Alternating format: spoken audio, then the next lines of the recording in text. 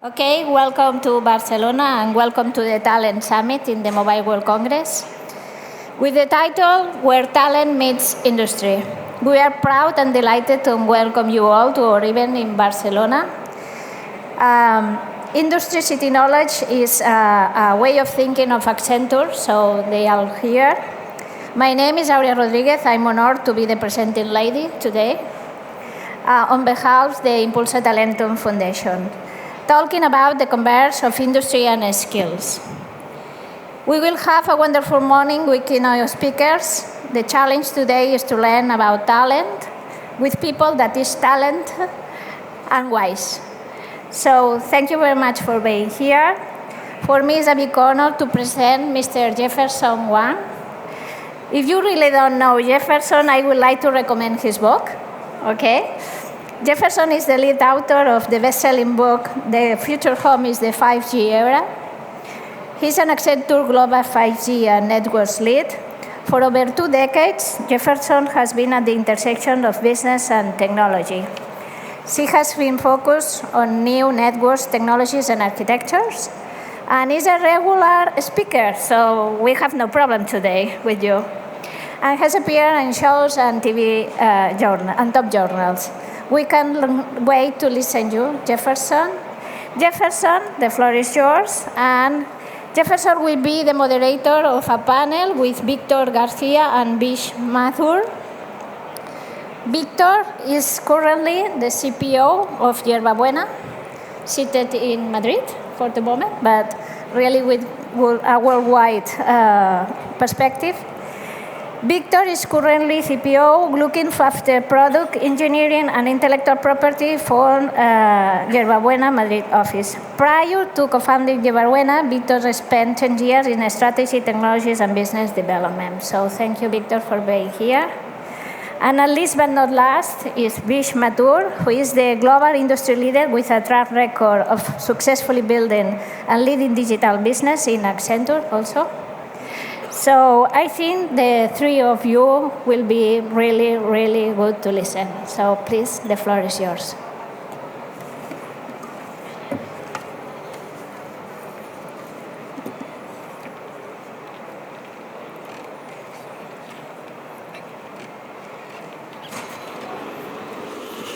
Right.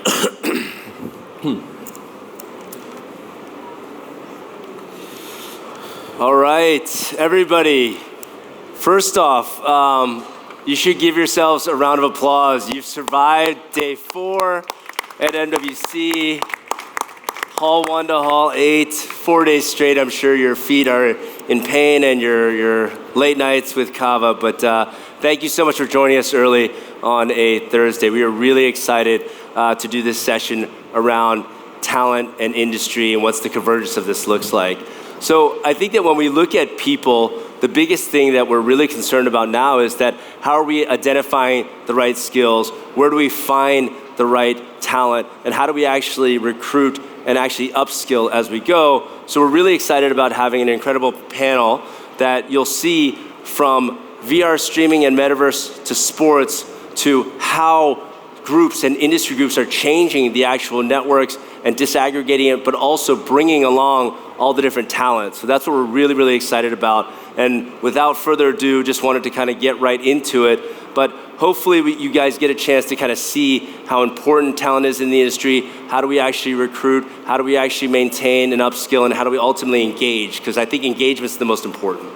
So I think first off, we heard a great introduction and really appreciate it around everybody on the panel. But Victor, when you look at what Yerba Buena is doing, and could you just give a couple sentences on what Yerba Buena does, and then we'll get into the talent question, but just maybe a couple headlines on your platform. Sure. Well, first of all, hi everyone. Thanks for having me and for inviting me to this event. What we do at YBBR is basically, I can summarize it as immersive streaming. And what that means is we basically ensure that we have the right technology, the right user experience, and the right operational capabilities to make immersive sports, so basically capturing with a 360, 180, or any other sort of camera means, live events in sports, and how do we deliver them so that they become a superior experience in terms of visual quality, but also in terms of experience for the end user. And a couple of marquee things. One is here in Europe, we're working with the EuroLeague basketball. So we're doing a bunch of matches of the season and the Final Four. And in the US market, we launched in partnership with Meta something called X Stadium, which is basically an aggregator for all live sports, including UFC, NBA, and Lucha Libre Mexicana, which is pretty fun. And NASCAR. And NASCAR. So I think it's really interesting when you hear all these terms about metaverse and you hear things about how it goes over these networks. Yerberwin has done an incredible job of giving you different versions of the product. You can actually get 360 video. You can also get the regular stream. You can change your view. And how do we bring that immersive story of sports so that if we're sitting in our living room, we can still actually be at the front seat of the game. But Victor, that obviously requires a lot of talent. Yeah, and it requires talent in an industry that doesn't exist. Because we're building it in use cases that no one has ever thought of, and no one really knows what we're doing. So it requires you could think that it's easy to think of the hard engineering talent that, of course, you need all your video experts and all your VR experts or your 3D experts. But then you also need a lot of the soft skills on more how do we get insights of what works and doesn't for users, so user experience design, and then very importantly, how do we make a business out of this? Who pays for this? Where's the money? And those are really hard challenges. I don't think we quite have the answer yet to many of them, but it's important then to have people that can be at the same time disciplined and creative to explore and to be able to learn quickly and iterate through that. Yeah, from a talent perspective, even just looking at video production and video contribution on an XR, you need the content capture, you need someone from an interaction design perspective, there's so many technical skills, and then you need the full stack developers. It's an incredible journey you've gone through. Yeah, and it also requires people that like the use case and that really feel engaged and not too intimidated by not knowing what's coming. And sometimes that's actually one of the tricky things when it comes to knowing who to work with or when we are out there recruiting. Yeah, that's great. And then we're going to come back to kind of the journey that you've gone on. But my dear friend Vish, as we look at an industry group like Telecom Infra Project, how you're trying to disrupt and actually bring disaggregated networks into reality in the forefront. How do you think about talent? How do you think about this? Because again, very similar to Victor, this is a new space. This isn't something we've done before, and we're just finding more people to actually cookie cutter. You're building. So absolutely. How are you doing that? Fantastic. Thanks, Jeff. And I didn't know you'd written a book. I need to read your book, man. Hi, everybody. You've been friends all these years. I know, I had no idea. Hi, everybody. My name is Vishal Mathur. I'm the global head of engagement at the Telecom Infra Project. Just very quickly, we're a trade association. We are at the forefront of driving forward this industry shift in telecom networks from monolithic single-vendor solutions to multi-vendor, interoperable, integratable, procurable solutions that are disaggregated in nature. So to answer your question, Jeff, if I may take a quick step back, let's be honest, right? We see around here in Mobile World Congress a lot of great innovation happening, but really what at the bedrock of this, the need for connectivity is obviously increasing. It's blooming and it's blossoming. Either from the home where we need much more optimized comms experiences or unified comms experiences or live streaming experiences through metaverse applications, or on the edge where data needs to be much closer to industry, so therefore looking at hybrid cloud models, even densification in cities, etc. And actually, if you take the basic ideology of networks right now, 5G networks need to be more energy efficient, optimized in the way they're performing, automated, cloud native. That's the journey that TIP is on with its membership, with 650 odd members.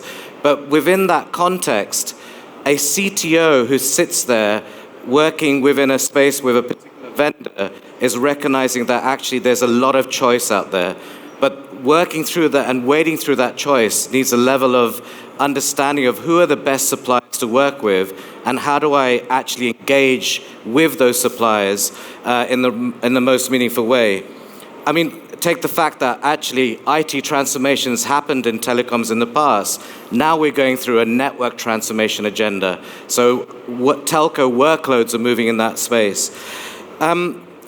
TIP is there to try and orchestrate and facilitate with other bodies like O-RAN Alliance or 3GPP, but we're there to try and help to drive forward productization and testing and actually getting systems certified and easily procurable.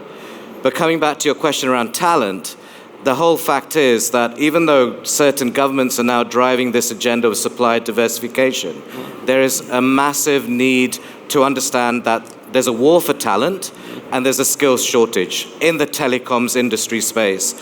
So with that in mind, I mean, if you take a traditional RAN engineer who's got used to understanding how to plan and evaluate and test and deploy a RAN with their vendors, now that engineer actually needs to understand, what does Open RAN mean? How does that actually factor into my strategy so that I, as a business or as a person in an organization, can be much more sort of fruitful and driving a right sort of approach? So in conjunction with Accenture, TIP launched the TIP Academy. So that was launched last year in May, and it's actually a very well organized, pragmatic approach to help industry, from telco operators to system integrators to vendors, to build the knowledge, but also then build the skills, hands-on skills, to be able to be efficient at moving forward this shift that's happening right now. Yeah. I'll stop there for a moment if that's okay. No, that's fantastic. I mean, when you look at, I think what you said, Vish, it's so interesting. It's not a shortage of people, it's a shortage of talent. Correct. And it's not a shortage of, it's not a war for everyone, it's a war for that specific talent. Yeah. So you can do two things, right? You can either find them or you can build them. So, you know, Victor, your journey is interesting because this wasn't just tech skills, you said soft skills. I mean, there's some you can find, some you can build. What did you have to do, find or build or both?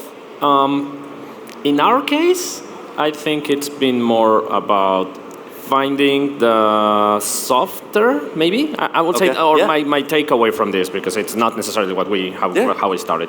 That it's more like start or make sure that there's like a good enough like foundation of ability to learn, openness, excitement about the use case, and some like a hard foundations, and try to build the rest from there. And it's funny because sometimes when I hear this term of there's a shortage of talent, and that's of course true in industries like mine, where we're literally building the industry now. It's true, but it doesn't mean there's not enough smart people out there. That's not what it means. It's like also a fit for what we are trying to build, and it's sometimes just that there's no aggregated knowledge in the world of how to do it. So for me, it's almost like no choice. I need to like have some hard building blocks and then develop the rest. And I think that one of the stuff that I would like to, or I'm trying to be better at, is to how do we also create an environment that is open enough so that people who come in have the, let's say, initial or core talents, but need to develop some of the other skills that are specific to our industry. How do we make it so that it's an environment where this can be learned quickly? Yeah, it's interesting how you're building it. It's like you have a foundation set of technology skills, a foundation set of soft and business skills, and then what's the environment that Yerba Buena is creating so that you can upskill them once you've identified and attracted them in. That's a really interesting process. And that's, Vish, very similar to what you're kind of doing. There has to be a process to this. This is not by accident. This is not by hope. Can you talk to us about kind of, heard a little bit about Yerba Buena's process. What's TIP's process, curriculum, and approach? Yeah, absolutely. The whole ideology that we built together on TIP Academy is really to leverage, at the point of differentiation really for TIP Academy as a training and learning service, is that we're leveraging the best of breed out there. So TIP, obviously, as I mentioned, is an industry association. So we have 90 operators and hundreds of vendors as well as system integrators. Those particular leading edge companies who are out there at the forefront building open and disaggregated network solutions that are being procured become a wonderful bedrock to aggregate content, and case study and information so that those recipients who are trying to understand what's happening in this space can actually leverage that great content. So we've organized TIP Academy in such a way that we have distinct areas of interest that are trending in the industry. So Open RAN is our first curriculum, which I'm sure many of you have seen lots of great news around Open RAN, but we need a pragmatic approach so that people start to build up the basic knowledge through to some technical fundamentals, through to actual hands-on experience so that they can be effective in their job. So then when you make that accessible not only to enterprises or organizations in the industry who then start to bring their employees through that journey, it also becomes accessible to those who are upskilling or looking for new jobs in the industry as well. So therefore, it's a great way of just empowering workforce development as a whole in the industry concept. It's super interesting on the process that TIP is taking to do this, that this is not something that you're basically saying, we're just going to repetitively get through this. This is actually an acceleration program. Absolutely, yeah, exactly. The whole ideology, and I think Accenture is very much important that, and the resources that we've put together are around creating a framework for companies to come in and contribute in their specific content. But that framework has been designed by the industry for the industry, in other words. So in that regard, I feel as if that, the vision should be that within the telecoms industry, as CTOs, as CFOs, as chief procurement officers are trying to wade through the shift, they start to build a skill set within their employee base who are actually empowered to actually make decisions through to how to evaluate, how to design, plan, how to actually structure their thinking around testing, deploying, managing. And just remember, the world is shifting in telecoms. We are moving to a place where organizations, especially telco operators, have to fundamentally take control and understand how their networks are being built, especially when they've got a multi-vendor system that they now need to manage. So it's really interesting that you have to start with, just when I hear you talk, Vish, you have to start with clear purpose. Yep. This sounds easy to do, but that drives everything. With clear purpose, you can define your talent strategy. And in your talent strategy, how do you become a talent creator? And that's a big concept now that I think that once you find the purpose, now you become a talent creator, but what's the process you put in place? We're all very used to putting a process in place to build tech, but we're not necessarily in a process to build and accelerate talent, which is what I think TIP is doing, which is super interesting. When you look, Victor, at building talent specifically, what are some of the upskilling trends that you're super excited about, or maybe that Yerba Buena is using? Upskilling, you said, right? Or just talent development and talent creation. All right. So, let's start with, let's confess that we are a small startup still, and we are very much still in the process of building a lot of this, of the core foundations of the product. So I would like to be more deliberate in some talent development and skill development programs. So what we have right now, it's more like on-the-job training kind of thing. Try to, and think of this, we are very, even in this like design or even in sales, like everyone in YBBR, we're all a bunch of nerds, okay? And we do this by design, right? It's part of the selection. You're at Mobile World Congress, everybody's a nerd here. Yeah. But you should see just how nerdy we can get.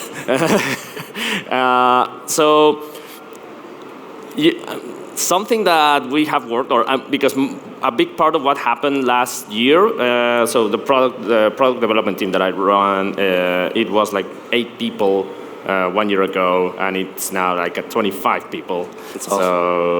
So we have to have this more organized and structured, but if you just go and call it in a boring way and start like shooting terms like talent development program or matrix organization or reassignment or product priorities, these people are just gonna fall asleep. Yeah. they're just gonna say, oh, well, I might as well just keep my job in my big company. Like, what is this? So what we're doing is basically trying to like add fun angles to it, so that like to keep the engagement. The thought process is the same, and like rationally, it's really the same thing. But for example, we have this a way to all balance the work across what we now call our R fleet. So agile roadmap and resource reassignment, which is just something so that we can make this analogy that this is a Pirates of the Caribbean thing, and we have like ships and we need to fight our battles. So just because of that silly thing, people start like saying, okay, and they rallied around it. Yeah, and actually, you know, the product leads are the captains, and our technical domain experts, they are the guild masters. And just because of that, people actually started to get a little bit more engaged, and we were able to have the serious discussions of, okay, like your guild needs to be more balanced because otherwise we cannot jump ships and stuff like that. It helped a lot in that process. Yeah, the relatability of that, and how everybody can relate to a movie and the actual roles in the movie. Yeah, it's a little bit of storytelling, but how that storytelling sometimes may seem silly, and I make it sound silly just by design, on purpose, because then just by adding a little bit of this like humor factor, then the people, I don't know, they seem like loosen up on it a bit, and then be a bit more willing to have the discussions. Yeah. And now we're starting to do like 6-month performance reviews and stuff like that. But they are now even seeing how that fits into the whole idea of the performance review. It's not just about like assessing, or it's not just a trial where I'm gonna like tick your marks and kill you if you did wrong. It's also like what you want to do next, and but these kind of discussions are made more easy by being able for them to understand first the overall narrative. Yeah, so it's interesting. Like you have a startup that's actually doing something no one's ever done before by streaming the UFC into your front row, and you can change these views, and you have to think about compression technology, you have to think about video capture, you have to think about volumetric, you have to think about all these different things, but you also have to think about talent development, and how you've done that is make it very relatable to something that everybody can actually become whimsical on. It's easy when there's high tension so that people get upset at each other, they argue at each other, but if you can actually take the attention off of that, then they can get back to their jobs, they can break down the barriers, they can actually kind of punch through the challenges, and if you either keep it silly, or the other way is you just become hated, right? So I mean, if you're just the leader as the co-founder who's just really demanding, then they take their focus off of battling each other and they battle you and they can get past the challenges, or you keep it fun and whimsical and they take their challenge off of battling each other and get to the work. So it's really interesting how you did that. When you look at, same question to you, Vish. Yep. Industry group. Yep. Hundreds of members, all diverse, but common purpose. Mm-hmm. Absolutely. What are you looking at when it comes to upskilling, and how are you doing? Because it's very different than a startup where you're wearing lots of hats. Absolutely. Look, we're working on a global agenda, right? We really want to ensure that the telecoms industry can support its next generation of development paths when it comes to being able to realize how metaverse applications fit into a network, as well as how to optimize the network to perform for that. So the way we've started is that we basically are creating specific curricula. We started with Open RAN, as I mentioned, and actually it's sponsored by one of our board members, Vodafone, who actually see that they themselves are really truly working towards an Open RAN agenda, and they need to recruit in the right people and right capabilities. Again, with your team, what we've done is structured this about different form factors. So let's just start with sort of self-paced e-learning as a mechanism for people to come on board and just get the basic fundamentals. What does Open RAN really look like? Not just why is it important, but what is it exactly, and how does it start to function? Through to then getting certified with a TIP Academy certificate is absolutely key to then promote oneself, not just in one's organization, but in the actual talent pool out there in the industry. We then go down towards the next level, which is if I'm a telecom engineer who traditionally has tested stuff or did network planning, or actually just done business case evaluation, then I get a next level of understanding, and that's our silver certificate, basically. Where it becomes really interesting is when we move from e-learning to sort of a multi-mode form factor, which is effectively, you've got the basic knowledge, now one has to actually have the skills to apply in one's job, or have the skills to actually take into a new job. So that's when we'll start to mix with from e-learning with hands-on practical experiences within a lab. So working with some of our membership who have virtual labs or have test simulators, for example, because it really becomes quite interesting when you look at Open RAN and really truly understand how do I actually work out what this product is in its small parts, but comes together as well. So one, e-learning, hands-on experience, and actually, you know what, just instructors who can provide a little bit of understanding of what is out there in the industry, what's working, who can I talk to that is already made it work, and then actually develop a path to really having the skill to go back in the job and hopefully help the likes of Victor, who not only just sits there saying, I need these types of skills in my team, but they need to have the soft skills to be able to just function as well. So it's an industry agenda, but it's a pragmatic approach to really drive forward a global talent development path and create that talent that's necessary as we go forward. Yeah, two totally different, different industry group, but you're on the same journey. It's kind of interesting because the talent that you need, you have to build. Yeah. And you just described something really interesting, Vish. I wrote it down. It's like, what is the curriculum? How do you create the content? Yep. And how do you vary the delivery mechanisms? And you're starting with self-service and having an e-learning, but then ultimately keeping the engagement by kind of creating the badges and the actual celebration of, hey, this is the actual progress you're making. And that's what keeps people engaged. Absolutely, Jeff. And I was just going to say, I mean, when one goes and buys training, you want to come away feeling like, okay, I've not just got certified, I actually know how to do this stuff. So engagement is correct. And the experience needs to be based upon what am I getting out there that I can't get access to normally.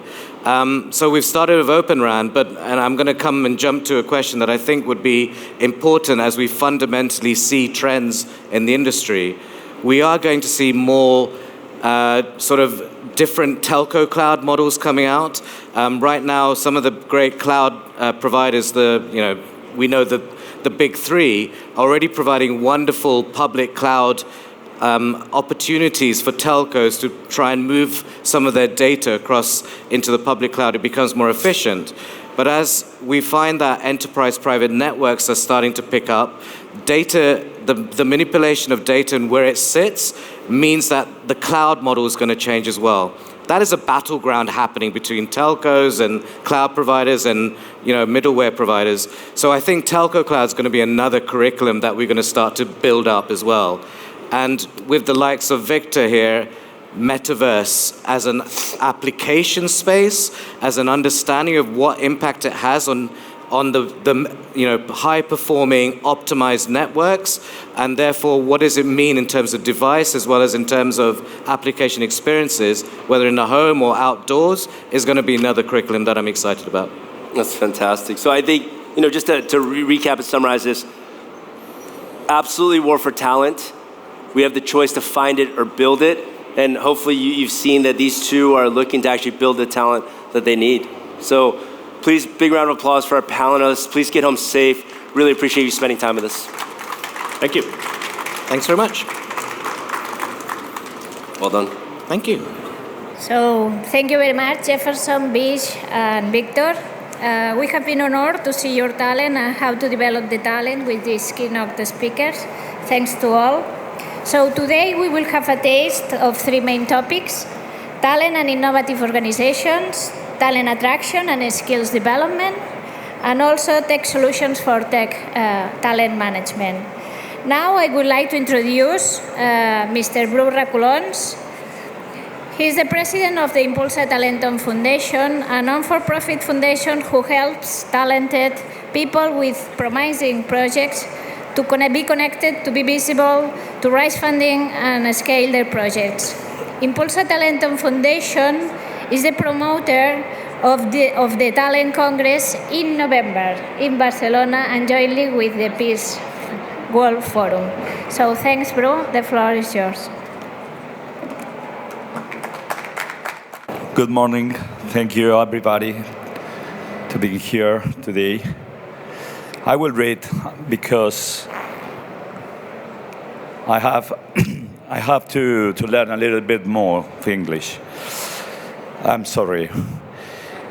We are here today in a great Congress of telecommunications where the last technologies and the best developments are found. Fantastic, fantastic tools that human has been able to develop with his talent. Surrounded by the largest and most prepared organizations, those who have been able to manage knowledge to survive in turbulent times and provide advanced solutions to the big problems. We are talking about artificial intelligence, of quantum computers, of robots, tools that a few years ago we would not have imagined, and that many people perceive as a threat to the job of millions. In the last 10 years, humanity has been able to make discoveries that radically changed the paradigms with which we lived until then. Many of these innovations are much more than positive. In the end, how any technology discovered by humans depends on this use. So the big question is, can we convince the technology that we are creating that we are the solution and not the problem to save the planet before we reach the moment of singularity? That might easily be the biggest challenge we face in this century. In our foundation, we are identifying, organizing, and classifying everything related to talent and knowledge, about leadership, knowledge, about management, values and ODSs, intangibles, and innovation. We are working to identify best practices to make industries more human, more productive, and responsible at the same time. Only with your talent we will be able to achieve. In our ecosystem, we learn things like that talent cannot be retained, but can be seduced, or that the skills that we call soft are really power skills. So I invite you, I encourage you, I urge you to join forces with us. Therefore, we invite you to collaborate with our foundation and with the international chair we are creating, and participating in all the events that we organize every year. Together, we will be able to spread these good practices that we will turn into audiovisual contents. I saw Mike there. Yes, audiovisual contents, in order to reach as many people as possible. Today we have some frontline speakers who I hope will provide you with many of these solutions. Thank you very much.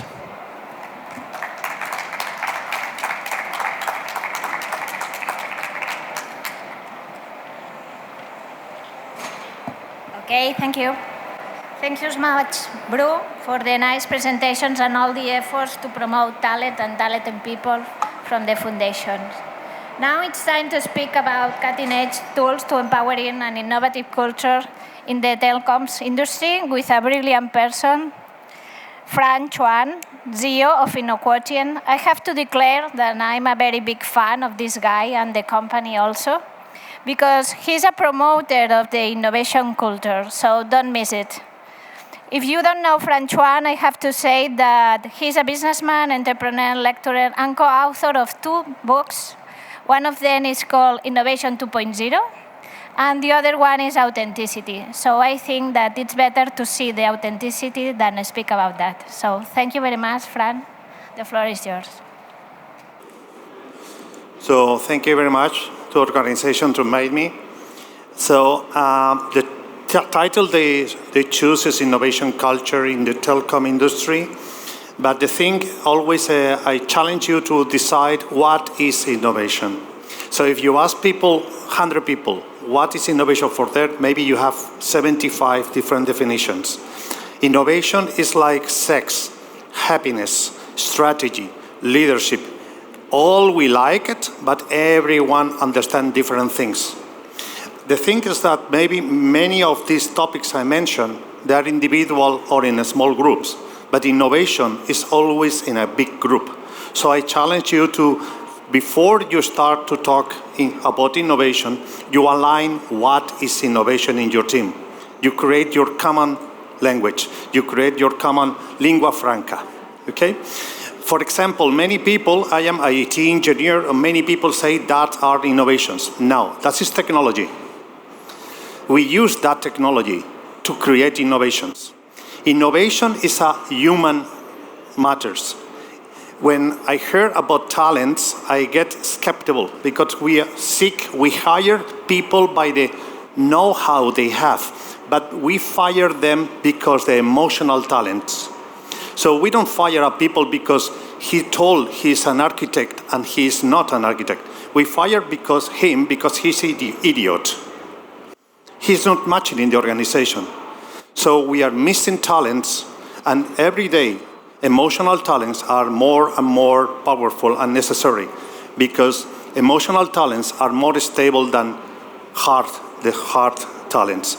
So digital transformation, for example, is my favorite because digital transformation, as an IT engineer, many organizations call me and say, Fran, we need you help us to transform our organization in digital aspects. So the digital should be rated in Helvetia 5 and transformation in Calibri 100.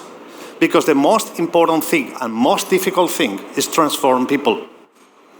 So technology, for example, I challenge you that if you now watch your smartphone and you see how many options and capabilities has this device, surely has more proposal, apps, capabilities that you need. So that is why we reject technology many times. We don't see the appliance.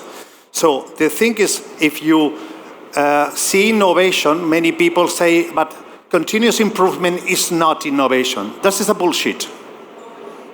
So if you see that David from Michelangelo and you see this statue and you say, what is a remarkable statue that creates a trend in the Renaissance. But if you sit down together with Michelangelo, with this marble block, and you sit down with him 2 years, you will see that continuous improvement is taking away all the left marble to discover the David inside.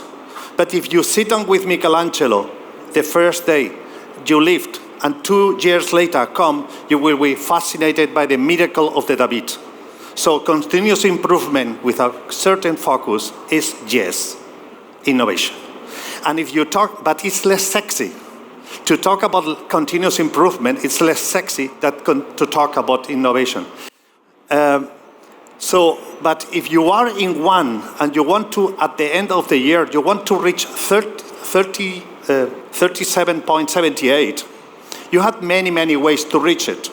But one of that is just to improve by 0.1 every day. That is a wonderful thing from the small tips.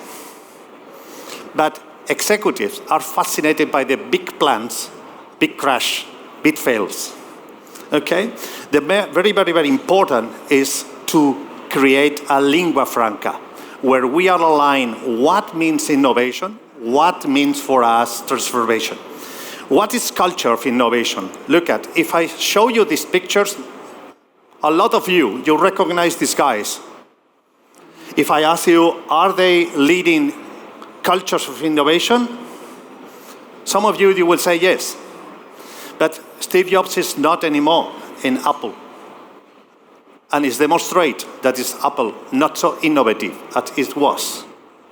So they are leaders, innovative leaders, leading great companies, because we're fascinated by heroes.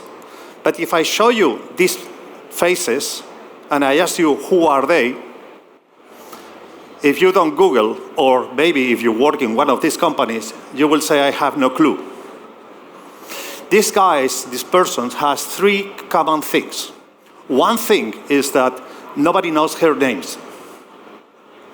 The second was they are leading companies that are over 120 years old. And they are leading, is the third characteristic, they are leading companies. They are always in the last 25 years in the top 30 companies more innovative in the world. These companies are 3M, Siemens, Procter & Gamble, and Pepsi. That is culture of innovation, where it's more innovative the company than the leader. That where the leader is unknown. That is your challenge. That is your company in the cover of Forbes magazine and not your face. Okay?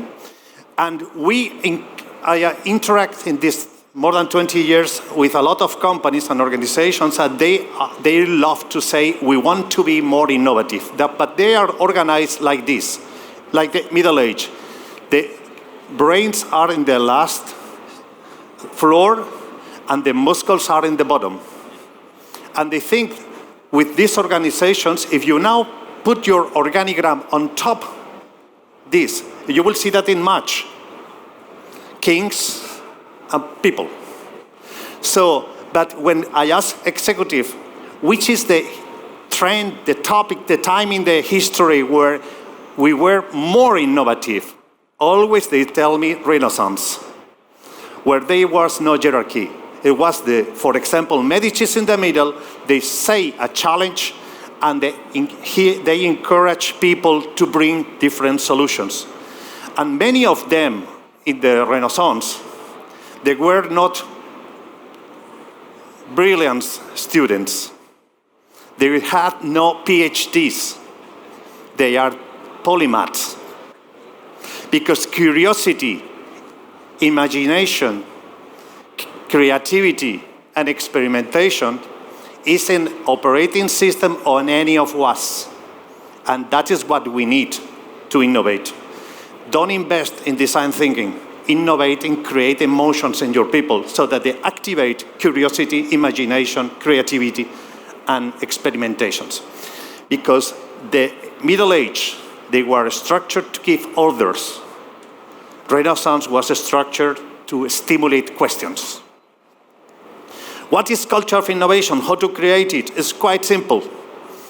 Imagine that we are a domestic issue, a domestic example. We are in the kitchen. We have resources, we have menu receipts, and we have a challenge. We want to have a star Michelin, for example.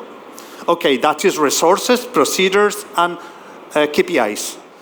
On the other hand, we have talented people that are curious about this activity, and then you create teams, because innovation is always a team's matter.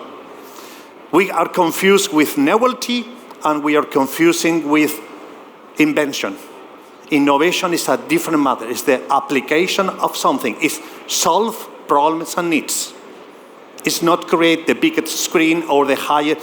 We are hearing already about 6G. It's wonderful to hear about 6G or metaverse. But the most important thing is which is the problem to solve. Don't be curious about technology.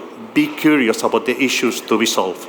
So if you have talented people with curiosity and imagination, you create teams, and then you create and celebrate success. You measure climate.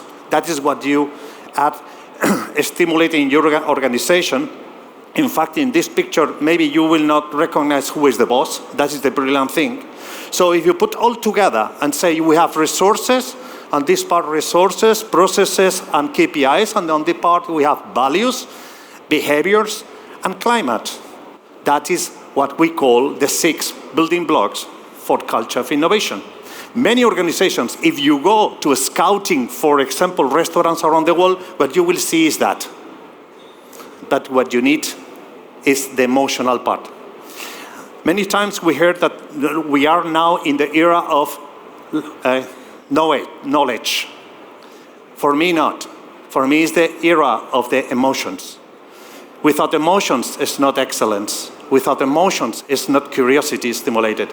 So forget about knowledge. Knowledge not apply is unuseful. An idiot with 3 PhDs and 4 masters is an idiot. And no one wants to work with him. So easy as that. And then we are published that. Thank you for the mention in the published. But the most important thing is the best agent in the history history is the MIT, validate the model and published in 2013. What is the culture of innovation, which is our model? Taking this analogy, then we have resources, processes, success, value, behaviors, climate, and of course, all together, we can split in factors, we can split in 54 elements. So we have 54 variables to fine-tune your culture and assess, and we can see it from different perspectives. How is the telco sector? The telco sector, well, we don't have data as we collect in the ISC event, thank you, from you, but we have data from all the telco companies that run the assessment along these 20 years. So you are not so good. You are so fascinated about technology that you forget problems to be solved. You are so blocked by competition with your competitors that you are forgetting to increase talent. You are blocked and focused to capture talent from other companies that you are forgetting that you have a lot of talent inside, but you are misusing it. Okay? So if we go deeper, the big bottleneck we have here, the big bottleneck is they are very good in ideation, maybe are good shaping, but the bottleneck is to match technology with problems to be solved. Okay? And on the other part, what we have is a huge, in green, you can see that there are huge talent in this sector, but they are not applying these values, this talent into the behaviors. They are not converting into behaviors.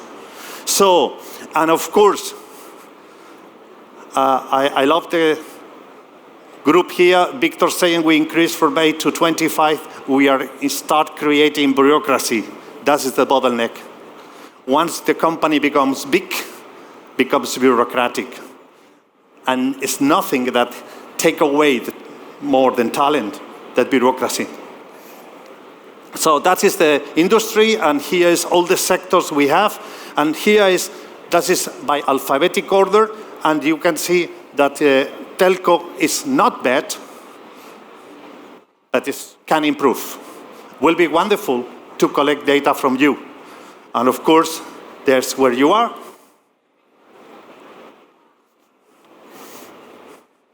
And the thing is, curious thing, we capture data for this presentation from 2020 and 22. So in 2020, your culture of innovation was better than 22. Maybe it was pandemic helping you to create opportunities for your sector. Okay? So red is today. Oh, sorry, red is 20 and blue is today. So please pay attention. How good will be if you can QR and access to the data? And can you imagine how good would be your action plan if you are based on data to develop your culture of innovation? And we are not prophets alone. That is a study published by the World Economic Forum. They are independent from us, or we are independent of them. So saying that the most important thing is analytical thinking, creativity, leadership and social influence, and problem-solving ideation. Thank you very much.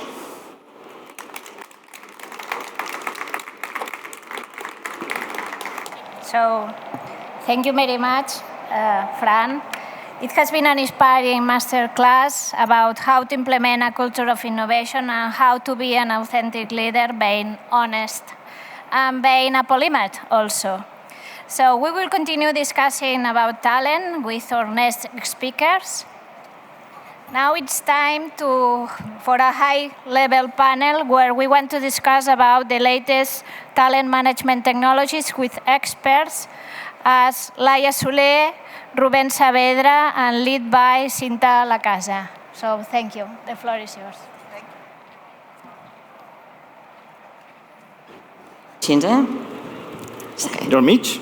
Yeah.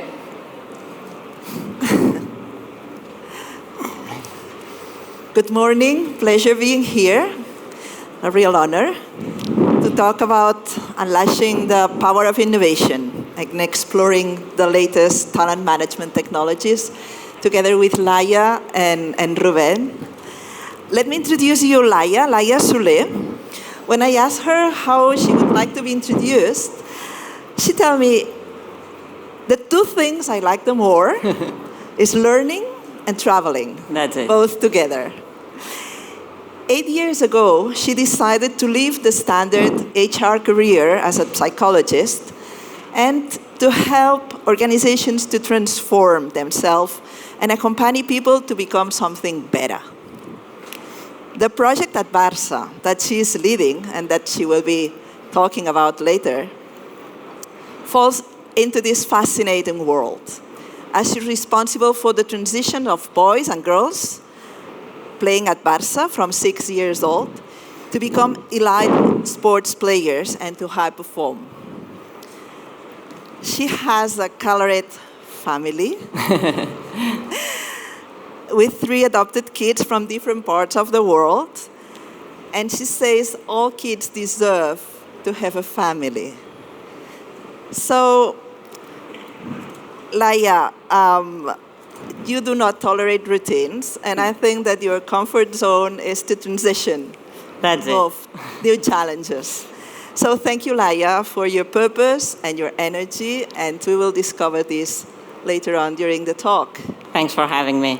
And we have here Rubén Saavedra. When I asked him about himself, he said, well, I used to be a scientist, and my biggest passion was football. Now, I work on football, and my biggest hobby is science. And why is it? Because sometimes he does not even look at the Barça matches. No but way. As a molecular neuroscientist, he wants to keep updated in gene therapy to support startups in the future. Rubén is someone who starts working at 10 after taking kids to school and training in the swimming pool. And he says we have to lead by example. So, and then he can work 24 hours, it doesn't matter, but first is first. His passion for football and data analysis led him with 2 more friends to found Metrica Sports 12 years ago to cover a great market opportunity, video analysis to support football teams to improve performance. And he's acting as a CEO of Metrica Sports. Elite clubs are very interested, but their purpose is to democratize football analysis technologies to any club in the world. So thank you, Rubén, also for your purpose and values that we will be discovering all around these discussions. Thank you. So, very welcome. We have this challenge of latest technology management in order to improve talent. So how are you using technologies in order to manage talent? Who wants to start? I'll be starting. Just to set a bit of stage, when I talk about talent today, I will be doing so from an athlete's perspective, right? And in the FC Barcelona context, that is relevant for you to know. I hope my contributions, you will be able to transfer them to your industries and your organizations. So as Cinta was saying, we work with a wide range of talent, right? Some athletes join our club when they are 6 years old. Some of them already play at the elite levels. Some play football, but not all of them. Some play roller hockey, some play handball, some even live with us, and we are overseeing their academic studies. So as you can see, our talent material is quite different. And having said that, how do we use technology what are the uses of technology when grooming and making talent grow within FC Barcelona? Well, 3 ideas. First one, and one of my former colleagues who was on the stage he actually works in a company related to that. We use this new training ground that virtual reality and augmented reality provides us to train athletes, right? So they can practice more often and in a more personalized way. And not only that, but also in a gamified way. And here's when we introduce all the emotions that are basic to learning and improving. So these new training grounds that are virtual reality, well used, well designed, this is something that we're using. Second idea would be, let me think, and it has to do with what Ruben works on. There's an aspect of technology that sometimes is unregarded when we talk about talent, and it's the power of visualizing what you're working on, right? And when I say visualizing, I do not mean like, all the graphical designs on whatever, I don't know, like the external workload or I don't know, the mental toughness levels or whatever you're working on, right? But what actually those graphical visualizations or videos allow you to do, and what they allow you to do is to have this process of metacognition. And again, metacognition is essential and key when trying to learn something new, when trying to grow a talent. So metacognition through visualization, and last but not least, using artificial intelligence technologies to help us model something as complex as talent in sports, which is related to high performance. So having this machine learning and unsupervised learning helps us, like using those factors that impact on performance in an intelligent way as well. So that would be 3 examples. I could go on and on. We've held this Sports Tomorrow Congress, FC Barcelona, here a couple of days ago. Ruben was there as well. And, just reviewing all the technologies that we can use in the world of sports. So I will, give you give you the chance to go a little bit deeper on that. Yeah, okay. So, in our case, it's probably completely different to the case of FC Barcelona. We are a tech company. So it's actually our engineers that develop new technologies. And what we do is try to empower their talent, right? So we have highly talented people. We recruit like very senior developers. And it's not just about the talent, but it's about empowering their talent. So what we do is leave them, it's a little bit, what the previous talk, I liked it a lot. There was a lot of things I connected with. It's about connecting with the human beings. It's about giving them the freedom to exploit this talent. It's our belief that I think everyone here has a talent. Another thing is whether you can exploit it or not. And I'm a strong believer that companies, especially big companies, maybe in our case it's different. We're a startup, we're 12 employees, so it's maybe easier to manage these kind of things. But in big companies especially, you restrict the scope of the work, the scope of their creativity, so in a way you're restricting talent. So it's not that we use technologies, just to wrap it up, but we develop technologies for football clubs. As I said, we provide video and data analysis software for clubs at every level. We have top Champions League clubs, but also we have 20,000 free users, amateur, coaches, analysts, etc. So we provide solutions at every level of the game, over 600 customers worldwide. And that's what we do. We develop technology so these people can benefit from the new technologies, AI, etc., and use tools that the professionals use at every level of the game. And to get to that goal, we give freedom to our highly skilled and talented employees so we can basically fulfill that purpose. So it's... Mm-hmm. Good. Yeah, so how different, right? More than 100 years old company, and leading now with technologies in order to enhance talent. And 12 years old, technology company, enhancing talent in order to improve technologies. Exactly. So what's the power of innovation in both of your cases? In our case, it's about having it's a little bit what it was mentioned before as well. I connected a lot, as I said, with that talk. It's not just about innovating. Innovating is making a new thing, but there's a lot of useless new things. So the way we work and the way we design our roadmap and development and everything is really thinking of the final purpose. Many of the things we do are research-based. So we say we're developing today what we will release tomorrow, but we're researching today what we will release next year. Right? So it's a little bit. When we were talking last week, and so it was a very interesting discussion we had. I think that you have two types of innovation. On one hand, there is this innovation, technological innovation on how to use videos in order to enhance football play, but also they have their own innovation on how to run your own company. Yeah. Tell us more about that, because there are many great features that we can all learn from. We're an all remote company, for example, so we don't have an office. Everyone works from wherever they want. Some people work from their home, some people travel and work from different places every month. So you were born as a virtual company 12 years ago? No, we started in a physical office. In a physical the three office? founders, and the first employee. But shortly after, one of the founders moved back to Argentina. He's from Argentina. Then there was just three of us in the office. Then I started working from home because why not? And then slowly we realized, well, why don't we just work remote?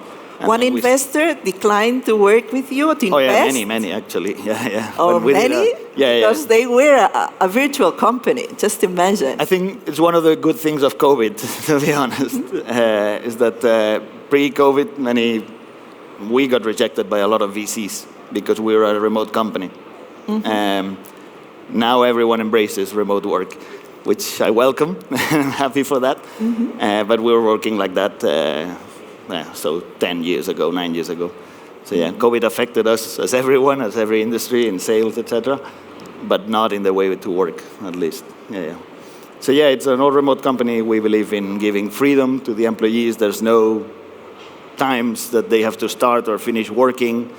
We all have unlimited holidays, paid unlimited holidays, of course.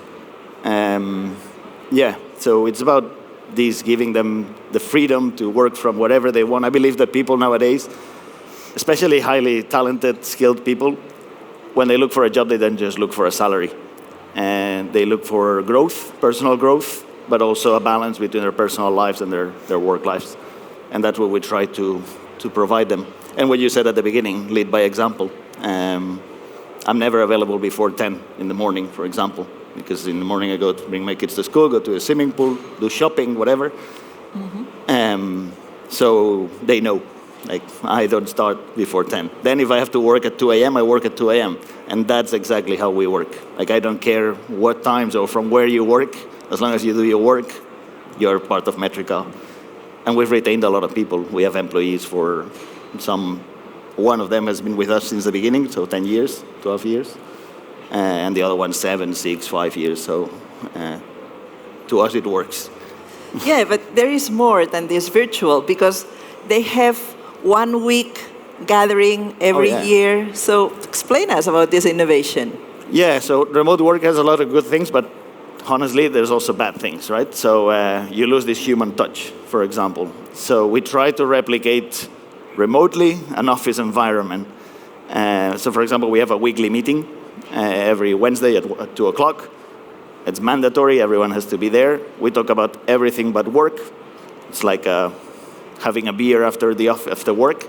Say we do it at 2 because there's people in different time zones, so to make it. So then we do games, we play games, we talk about football, but not work, but about what happened on the weekend, things like that. And another thing we do is people think like, oh, you work remote, so you save a lot of money on office and the rental, etc. Well, we don't. We put that money aside. And at least once a year, we try to do it twice a year, we all meet somewhere in the world. We rent a big house, not a hotel or anything like that. Again, creating community. We rent a big house. We went to Costa Rica, to Madeira, and we spent a week all together there.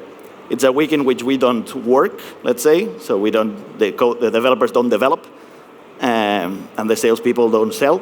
But we are all together discussing absolutely everything about the company, where we've been, where we come from, where we are, where we're going, what are the challenges ahead, and we discuss everything all together. So the salespeople talk about technology, the tech people talk about ideas how to sell more, marketing, so we're all interconnected. We spend a week with a whole program discussing several interesting topics, important topics for the coming 6 months. And after that, everyone goes back home or back to wherever they want to work from. And I believe this aligns everyone, right? So everyone knows what they have to do in the coming 6 months, what is the purpose, and they feel like they've been listened to, they've been part of this discussion, these agreements, and that motivates everyone, I believe, and I see it. I mean, the weeks after, you see the energy being lifted up. So again, yeah, working remote has a lot of advantages. Some disadvantages is mainly this human touch, this interaction between the people, and we try to replicate it as we can. So to me, it's a very interesting example on how to move ahead with this hybrid work, or only virtual and then meeting from time to time, the need of emotions being together, using technology to enhance talent, to have the best talent all around the world, working with a purpose. So it's an excellent example. Thank you, Ruben. And for you, How about innovation? one Well, more than 100 years old yeah. institution? It's quite a layered question. So at FC Barcelona, I mean, we set up this Barça Innovation Hub, which tried to, focus all the efforts of innovation within the club. And I joined the club a year ago to start a new project, which is the Center for Sports Excellence. I'll tell you a little bit more about that maybe later on. So that's a way of a very traditional organization. That's a sports club. It was founded, as Cinta was saying, more than 120 years ago. And I would say the sport industry has been improving and accepting technology just for not very long time ago, right? So we're trying to speed up on being there and even lead, because we are FC Barcelona. We cannot be just behind and anywhere, right? So that's about talent and about innovation within my organization nowadays. But when I think about innovation, what it comes to my mind, I think innovation equates with transforming and changing and learning and with a growth mindset. And I read a quote the other day that I loved, and it said, imagine the future. How was it? Imagine the future, fill in the gaps. That's innovation, right? So I loved it. And it has to do with what Fran was saying before. It's about this building the future. For me, innovation is who we are as humans. We wouldn't be here if we didn't have innovation in ourselves, right? So, yeah, that would be it. I mean, I think it's pretty simple, but innovation is who we are. It's what brought us here today. Imagine the future, fill the gaps. That's innovation. That's what you did. You filled the gap of this lack of video analysis, right? How it used to be and how it's now with Metrica Sports. Yeah, so we started, officially, we founded it in 2014. We started working on it in 2012. My background is in neuroscience and data analysis, and so is the background of one of my partners. And the other partner has more a background in design and video. And the first idea and the first problem we tried to solve was help professional clubs using data. So professional clubs had access to data, It was starting back then, so I'm talking 10 years ago. She said it's not that new. And we found that they had a lot of data that they didn't know what to do with it. And we were two nerds in the lab that had a lot of data analysis experience. We knew what could be done with the data. We just didn't have the data. So we started working with clubs as a kind of consultancy, and then we realized we had to develop a software for video analysis, because in the way Laia said it as well, it's about visualizing things, especially football players. They are visual people. You can show them a graph, tell them whatever, but they want to see the clip, the moment in which that happened. So that's how we started. So bridging the gap between data and video analysis, so empowering video analysis in professional clubs by using data. And that's what we did for the first 4 or 5 years. And in that time, as any startup, you get exposed to the market, you see a lot of things.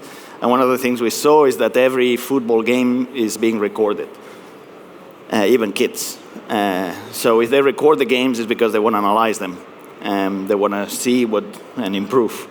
And there was absolutely no tool for anyone other than those top professional clubs. And that's the new market. We pivoted. We still do what we used to do. We still have those kind of big clients. But we pivoted the focus towards democratizing the access to these technologies. So now what we do is we work with those top clubs.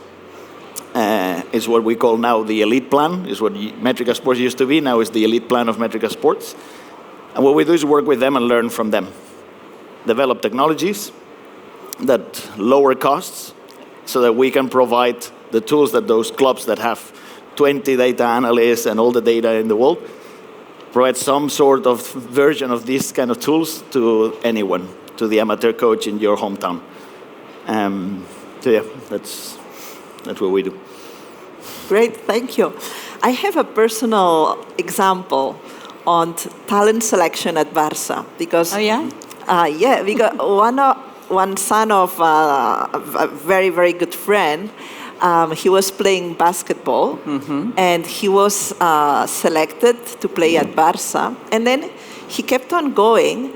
He was not extremely good, but Barça told my friends that they wanted to keep him in the club and in the team because he was extremely a very good person that was keeping a very good ambience within the team. So explain us further, how do you select people to enter, the boys and girls, 6-year-old, and then how you keep them growing and how to select them, how to choose the best? Well, there's a funny thing about joining Barça because, I mean, if you ever join Barça, you already have talent. That's why you join, right? This is kind of a contradiction. Otherwise, you would be playing in any other club. So the first idea is if someone from Barça came to you, it's because you're already talented, right? So what's left? I mean, we would stop there, right? We just get the athletes on board and make them play. That's not what we do, right? So when a year ago we started setting up this Center for Sports Excellence, the first thing we did was defining what talent means for us in our specific context.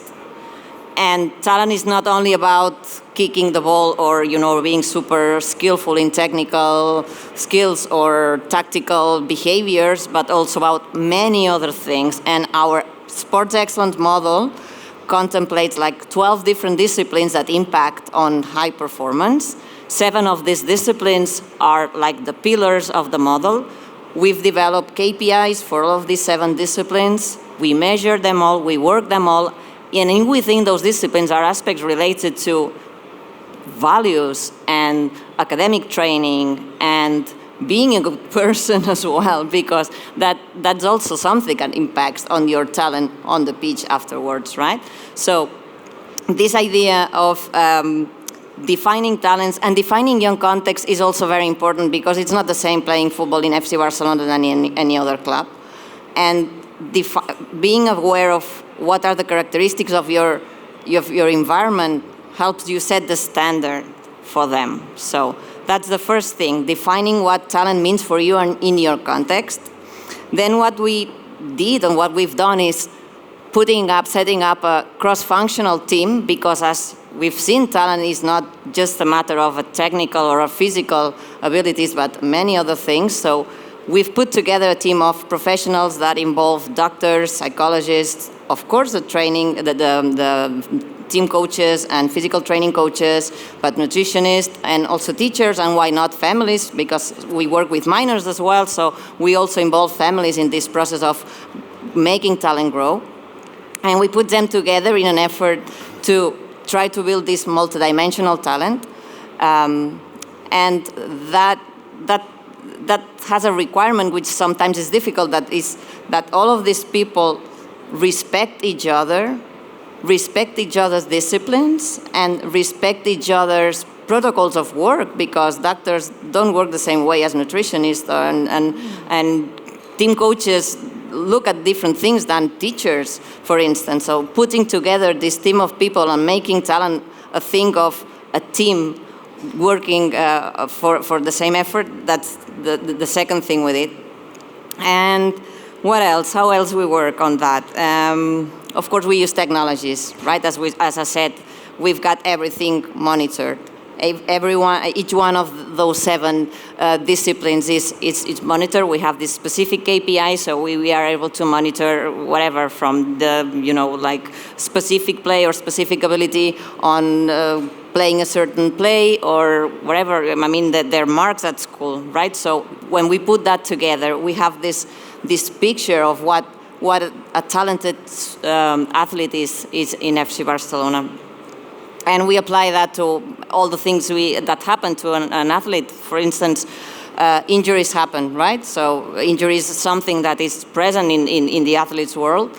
And the process of managing injuries is also part of our talent management process. And when an athlete is injured, in our model, an injury is an opportunity to come back from the injury in better conditions than the one the athlete had before the injury. So what we do is, again, we put together this table of experts. They all build together this recovery plan that involves not only the physical part and the medical part, but also academic or whatever else we can make the most of the time that the athlete is not playing at the level he or she used to. And so as you can see, even in the worst scenario for an athlete or for a player, which is not being able to play, we do not lose this talent management approach, because we think even in that situation, we can contribute to their growth, right? So some of the uses we're making all around this unique model we have on how to build this talent. Mm-hmm. And is this unique at Barça? Because there are many clubs, many elite clubs in the world. So what makes Barça unique in this aspect? I think, sports technologies are available for all the clubs, as Ruben was saying, and he's an example of democratizing this technology, which is excellent. I truly admire that. And lots of clubs, there are lots of athletes playing for clubs, but Barça is different in many things, I would say in many things. In terms, when it comes to this talent model, I think we do not only play football, but we are a multi-sports club. So our talent model applies and serves the purpose for all of the sports, and it serves the purpose for all of the athletes from ages 6 to the elite teams. And of course, the model is not, it's not a unique block, but it declines taking into account the gender of the athlete, and it declines taking into account the sport you play and the position you play in. So not many clubs have play 6-7 professional sports at an elite level. That's something that makes us different. And not many sports clubs, start grooming sport talent from 6-year-olds like us. And then again, I would now go on why Barça is more than a club, because you already know that. But yeah, again, this value aspect is also a key part and a fundamental part of our identity and our talent identity as well. Mm-hmm. You are also having at Barça together with Fundación Aura, and so you are also involving disabled people playing, and we've got our genuine yes, team as well. Yeah, yes. They're quite a champion. How is this bringing also talent and energy and passion and purpose? I mean, our president always says that one of the missions of Barça is using sports to make a better world, and sport is a good way of getting people together. I mean, any people from any background. So I think there's nothing more democratic than playing together, right? So that's how we do it, just by playing a sport. Mm-hmm.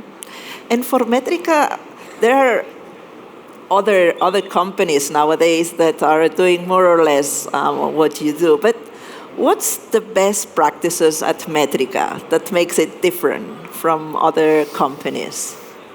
Yeah, so actually when Lai was talking about every kid wants to play at Barça, it made me think about it, right? Because not every engineer wants to work at Metrica Sport. Actually, there's a lot of... Because they don't know you. Yeah, exactly. But also because there's a lot more money somewhere else. I mean, now we have to compete with startups from Silicon Valley, which have millions and millions of funding, and they offer, in my opinion, ridiculous salaries to people, and they are creating like a bubble. We can't compete with these people, but we have to. If we want to have the best engineers, the best marketing people, the best sales people, we have to compete with these kind of companies. And we can't compete at the salary level. So in a way, I strongly believe in everything I said before about managing people as people and giving them the freedom, etc. I just don't get why not every company does it, to be honest. Because even if you don't believe in it, the benefits for the company are so huge that everyone is much more engaged, and that actually attracts talent. We have hired a lot of people because of that. A lot. People with... Once they were at the company even, they got offers with twice, even more of the salary. And they felt the freedom to come tell me, listen, I got this offer, I'm considering it, but I think I'm going to stay, and they stayed eventually. So we have to be creative as well. We strongly believe in this culture. I live this culture myself, as I said, so I have my own things that are even more important sometimes than work. But even if you don't believe in this culture, the benefits are so huge that I don't understand why not every company does it. And that's our competitive advantage with those companies. Mm-hmm. When I see Elon Musk saying that people should sleep in the office, I'm like, well, these are people that sooner or later we could hire. Because they will be fed up of working 20 hours a day and sleeping 4 hours in the office. But I'm sure these are talented people because they were hired by Twitter. Mm-hmm. So they went through a whole recruitment process in which they made sure these are highly skilled people, engineers, etc. But at some point, I believe they will burn out. Mm-hmm. So yeah, this is how we can compete with this. I'm not saying Twitter is a competitor at all, but you understand what I'm saying, right? So these companies with different cultures and a lot more money than we have are our competitors for talent. Mm-hmm. We have to think of different ways to compete. You were also talking, when we were talking about transparency. I think that transparency is also a very important value of you to attract talent and to have talent in the company. For sure. It's not just about treating them as people, but it's also making them feel part of the project. You can ask our employees, they know our revenue, our growth. They know absolutely everything about the company. We share absolutely everything, so they know. That has a lot of advantages. Again, I don't know why people don't share this kind of information, because, as I said, we go to this retreat, we discuss all together, they feel part of the project, they know the figures, they know the goals, they know what will happen if we meet those targets, what will happen if we don't. And that creates also a link between us that allows for these kind of things that I said before. They get an offer from another company, and they tell me, I'm thinking about it. I'm not asking you for a pay rise, because I know the figures. And I know you can't now. I know you're thinking of hiring these 3 people. I know you now. But I also know that if things go well in August, we should have some bandwidth to increase salaries, etc.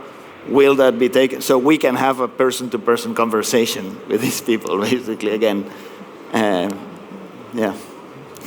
So how lucky we are today to talk about with two people that belong to companies that make people feel proud of belonging to it, right? It's a very small company, great large company, both impacting the world. Mm-hmm. We have just a few minutes to go, but I would like each of you to bring us some messages you want the audience to integrate. So to go out with some key messages you would like to transmit to them. You want to start, Laia? Yeah, of course. Good. I would say my take-home messages for you today would be, first, define what talent means for you in your specific context, because that's your value proposition for your employees wherever you're working. That sounds like super simple or even silly, but if you don't have that, anything you do is useless, right? So defining what talent means for you and getting to know very well the context of what you can offer and what are going to be the demands of your specific context. That would be the first one. The second one, let me think about it. Well, yeah, remember that talent is multidimensional, that is complex, and as they say, it takes a village. So put together a cross-functional team, that always works. Use some technology, that also works. And maybe my final thought would be, whatever you do, make it about the process, not the destination. And I say that because in our case, this is especially relevant. As you can imagine, just a few percentages, a little percentage of the athletes that join our club make it to the first team. So our obligation is for them to enjoy the ride while they're with us, right? So for them to make the most of the process despite the final result for them being with us. So those would be my 3 messages for you today. Good. Ruben. I kind of already said it all. But yeah, in summary, products, technology, innovation is made by people for people. So we are all people. Just by treating everyone as persons and balancing their personal life with their professional life, you will definitely get more out of your employees.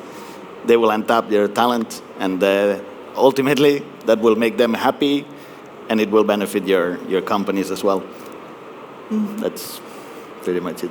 So thank you. We have learned that technology is just a tool, that important is the purpose and the people that enjoys it and makes the most of it.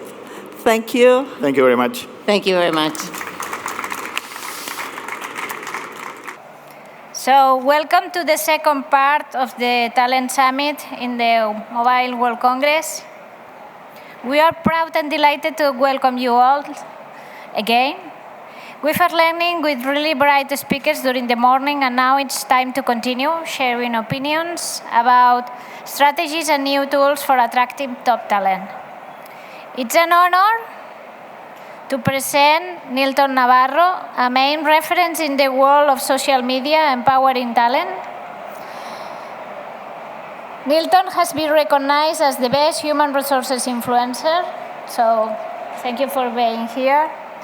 He has been a community manager, social media brand, and since October 2020, he has been the brand manager of the employment portal InfoJobs, among other responsibilities. So thank you very much, Nilton. The floor is yours.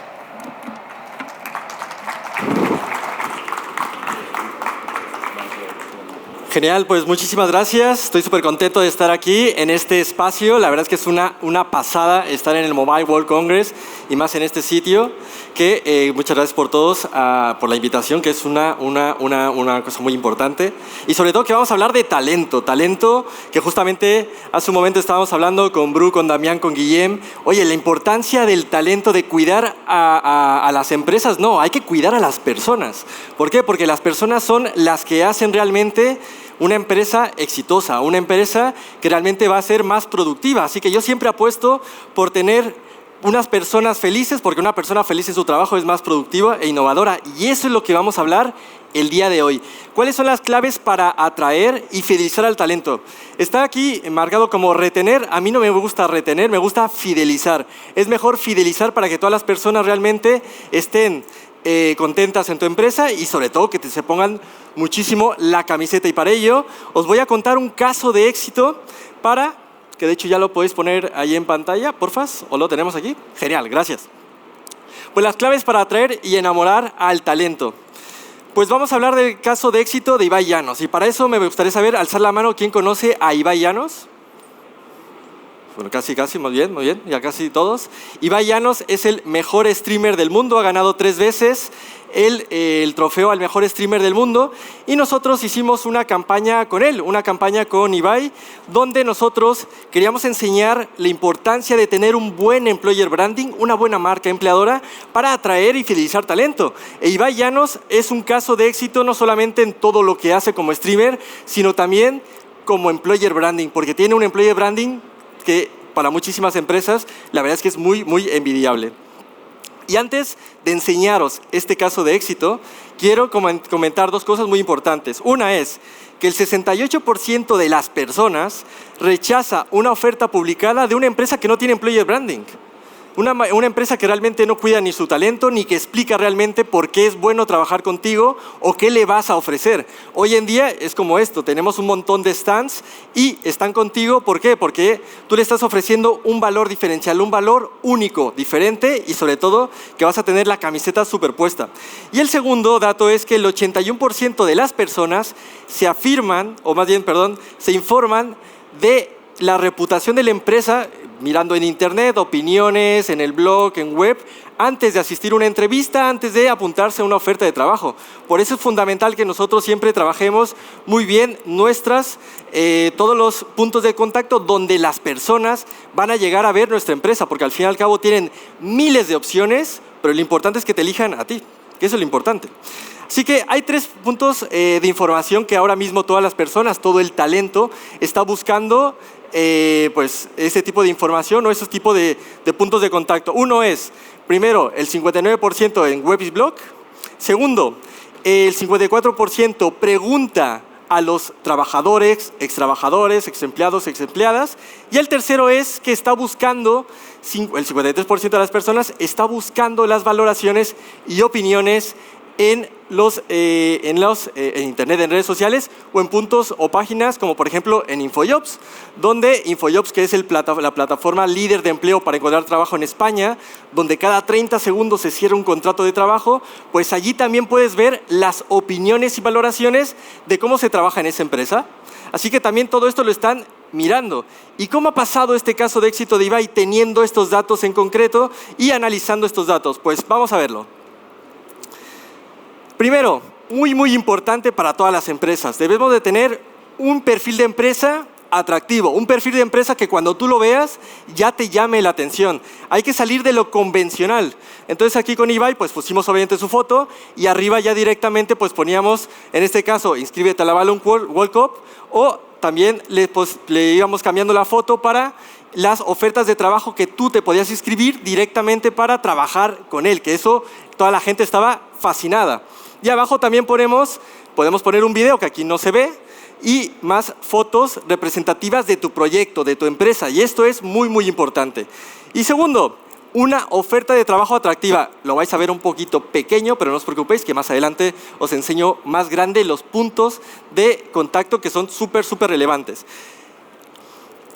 Son 3 temas muy importantes lo que valora un candidato, una candidata, el talento. El primero de todo es el salario. Entonces yo siempre invito a todas las empresas, a todos los directores, directoras, técnicos, técnicas de selección, todas las personas responsables que publiquen el salario, que lo hagan público, que pongan aunque sea el rango. Eso es súper, súper importante, que pongan el rango salarial de una oferta de trabajo, porque eso te va a generar más talento de calidad a tus inscripciones. Y también que la descripción de la oferta sea súper atractiva, que le digas cuál es el valor añadido de por qué vas a trabajar conmigo y que sea atractiva.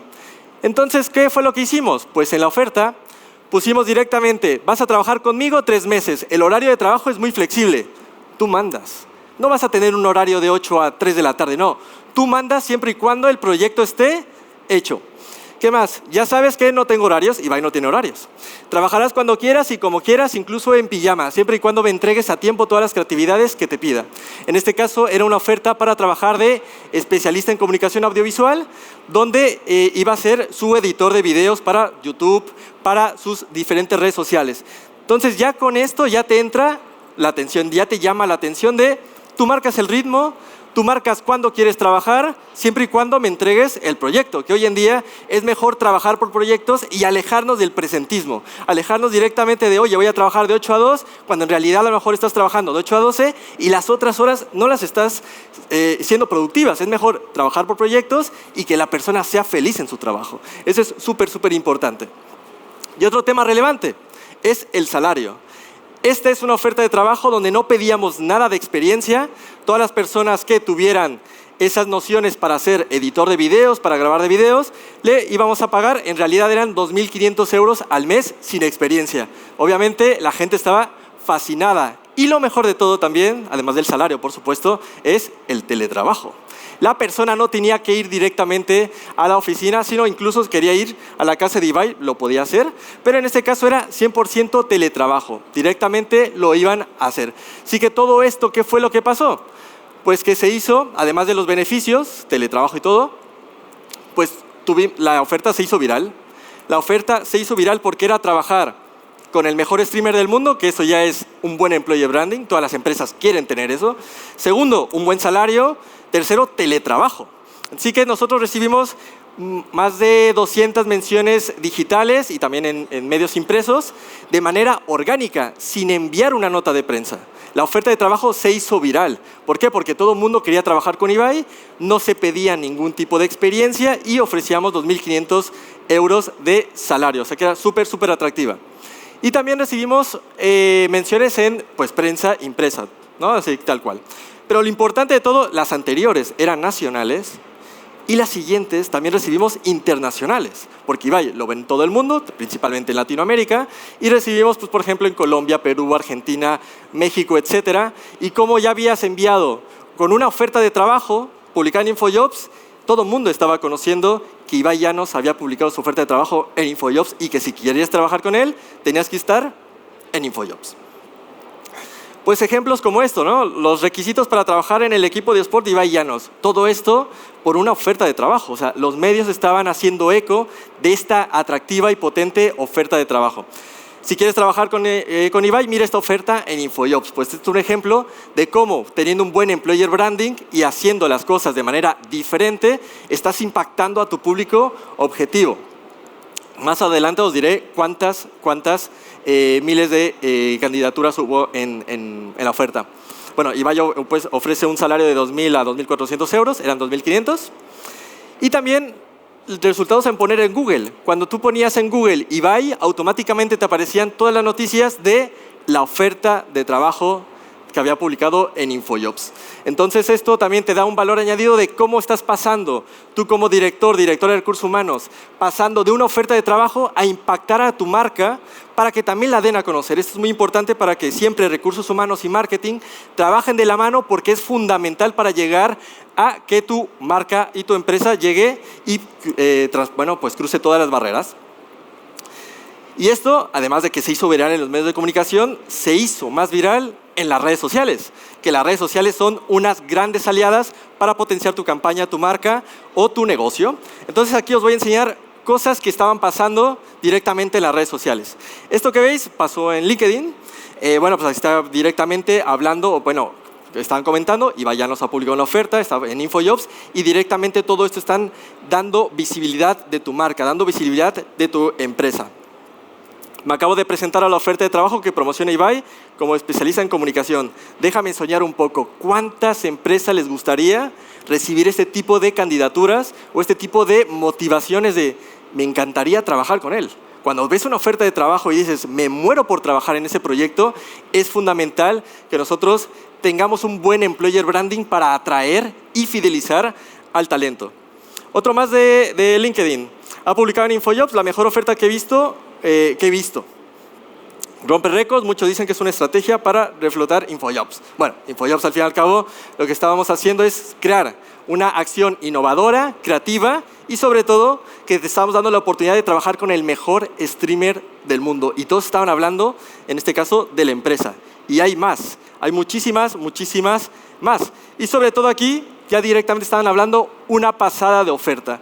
Entonces, si nosotros como una marca, como una compañía, publicamos una buena oferta con un salario visible, si ofreces teletrabajo es un must, pero si no, directamente describir muy bien la oferta de trabajo, tener un buen perfil de empresa, unas buenas valoraciones y si también creas con tus embajadores de marca y employer branding, que por ejemplo aquí está Guillermo Recolons y eso lo trabaja súper bien como consultor, él ya directamente puede ayudarte de cómo vas a trabajar tus embajadores de marca y se van a poner la camiseta para que sean directamente estas personas las que hagan eco de la visibilidad de tu empresa, de tu compañía.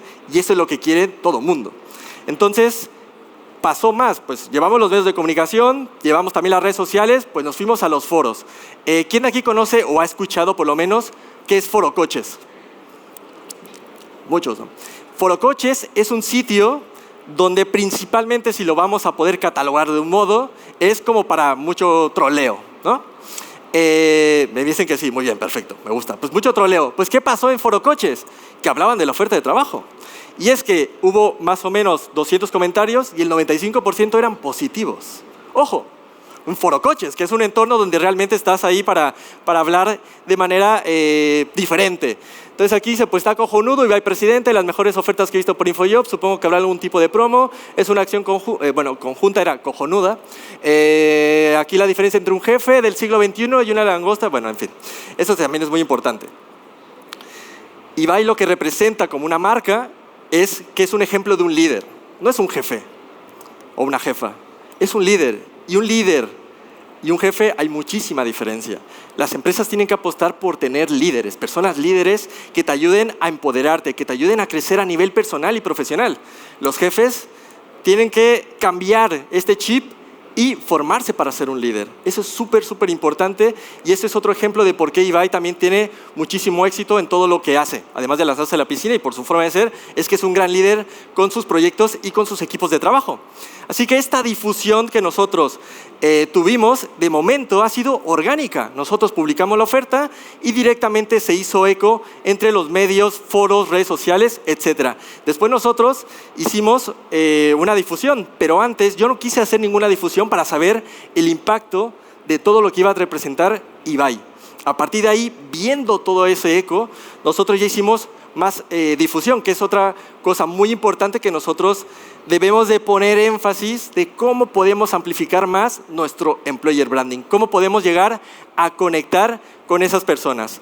Así que la difusión que hicimos nosotros fue crear una landing especial, que esto tenéis un montón de herramientas digitales para crear una landing con diferentes ofertas de trabajo que pueden estar ya vinculadas a InfoJobs, que así nosotros lo hicimos, y directamente pones de manera más atractiva cómo poner esas ofertas de trabajo. Explicado en este contexto, el proyecto, que era lo más relevante de la oferta. El segundo, pues además utilizamos los blogs de InfoJobs para dar eco de esta acción y también tema de email link. A través de CRM enviamos un email link muy en tono de Ibai y también el tema, content card a través de la app y también una push notification, que eso también hoy en día tenemos diferentes herramientas como empresas para llegar a conectar con ese público objetivo si lo tienes en tu base de datos, que eso a partir de ahí ya puedes llegar a impactar con diferentes acciones. Así que con todo esto nosotros queríamos amplificar muchísimas más esta acción para atraer y sobre todo después ya fidelizar a ese talento que en este caso la empresa pues es de Ibai. Pues siguieron las cosas en las redes sociales. Dice, hace poco vi una oferta de trabajo que puso Ibai en InfoJobs para trabajar con ellos en el sector de los eSports. Dice, como me acaben seleccionando, será de locos. Bueno, pues la gente estaba haciendo eco y más eco y todos estaban hablando de la oferta. Dice, el día de ayer me llevé una gran sorpresa al regresar a casa después de un largo fin de semana fuera. Hasta ahora no me lo puedo creer y directamente todos estaban publicando cómo iba el proceso de selección. Y este es otro tema donde quiero parar un poco porque es muy importante que nosotros, como responsables de selección, cuidemos muy bien cada oferta de trabajo. Al fin y al cabo, cuando una empresa está publicando una oferta, pues vas a recibir diferentes candidaturas. Lo importante de ello es que tú como empresa siempre, siempre cuides y valores el tiempo de esa persona que se ha apuntado a tu oferta de trabajo. Si encaja o no, eso después se lo tienes que decir, se lo tienes que informar. ¿Cuántas veces nos hemos apuntado a una oferta de trabajo y nos han descartado sin saber el por qué? Y nosotros sabíamos que encajábamos con esa oferta. Así que esa es otra de las cosas que yo recomiendo. Dar feedback en los procesos de selección. Es otra manera de atraer y sobre todo también de fidelizar al talento, porque si una persona se siente muy, muy bien acogida durante el proceso de selección, se siente súper contenta, te va a recomendar a que otras personas se apunten a tu empresa en la que ya estás trabajando. Y aquí esto fue lo que hice. Se apuntaron, aquí ya os hago el spoiler, a ver quién se anima. ¿Cuántas personas creéis que se han apuntado a esta oferta de especialista de comunicación audiovisual? Era un salario de 2.500 euros, sin necesidad de experiencia y con teletrabajo. 10.000, ¿no? ¿Quién más? 60.000. Me gusta el optimismo, ¿no? Pero ayer está bueno. Si alguien me dice la cifra exacta, me comprometo aquí ante cámara, regalo una camiseta de la Kings League InfoJobs. Uy, muy buena. 13.810. Muy, muy acertado por ahí, ¿eh? ¿Quién más? Ya lo sé, pero es que no lo habían leído. Es otra de las cosas que también es muy importante en las ofertas de trabajo. Estamos tan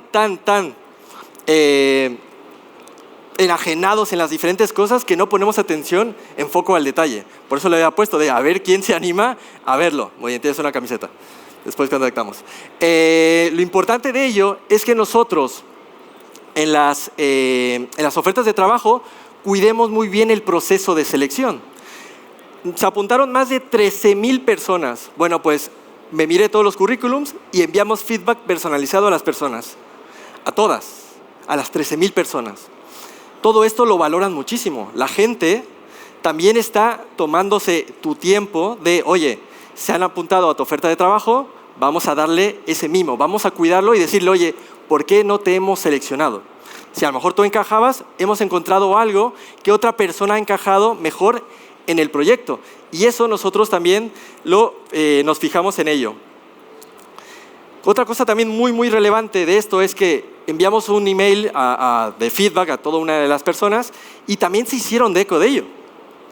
Además de que se estaban comentando esto, les enviamos un emailing personalizado a las personas y decía, mira, muy top el feedback de cerrar el proceso de la oferta de trabajo de Ibai.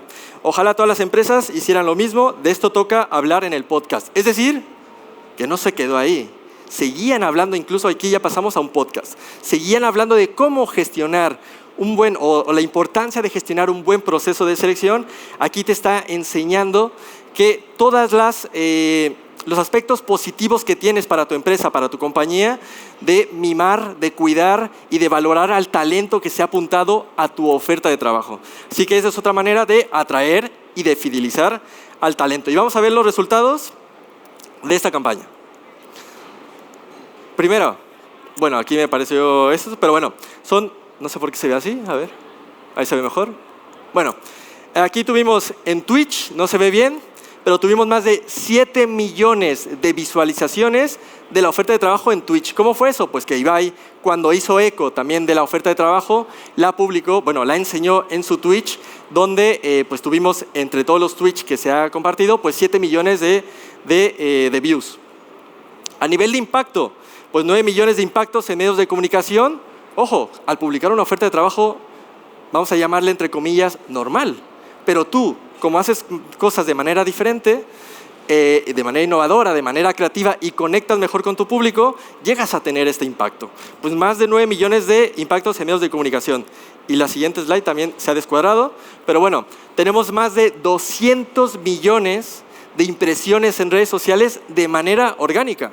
O sea, tuvimos impresiones en TikTok, porque muchísimas candidaturas las hicieron en videocandidaturas y esto seguía un impacto brutal.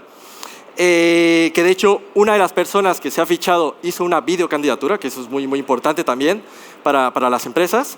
El tema de TikTok, Twitch por supuesto, Twitter, YouTube, LinkedIn, incluso en Facebook también llegamos, es también súper relevante.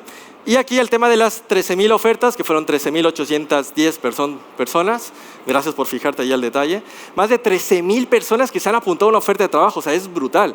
Hay muchísimo talento que quería trabajar y este es un gran ejemplo de cómo una empresa, que en este caso la Divide, pues que tiene un buen employer branding y que sobre todo la gente sabe que su equipo cuida muy bien a todos sus trabajadores y trabajadoras y por eso es un valor añadido trabajar pues, con el mejor streamer del mundo. Así que yo para ir finalizando, mi lema siempre es haz acciones ordinarias de manera extraordinaria y sobre todo innova, crea, prueba, porque es un gran valor añadido para que todas las empresas, tu marca, tu compañía pues también atraiga y fidelice al talento. Así que te voy a decir cuáles son las 5 claves que en este caso las hemos ido viendo sobre la marcha, con este caso de éxito. Y la primera es el buen clima laboral.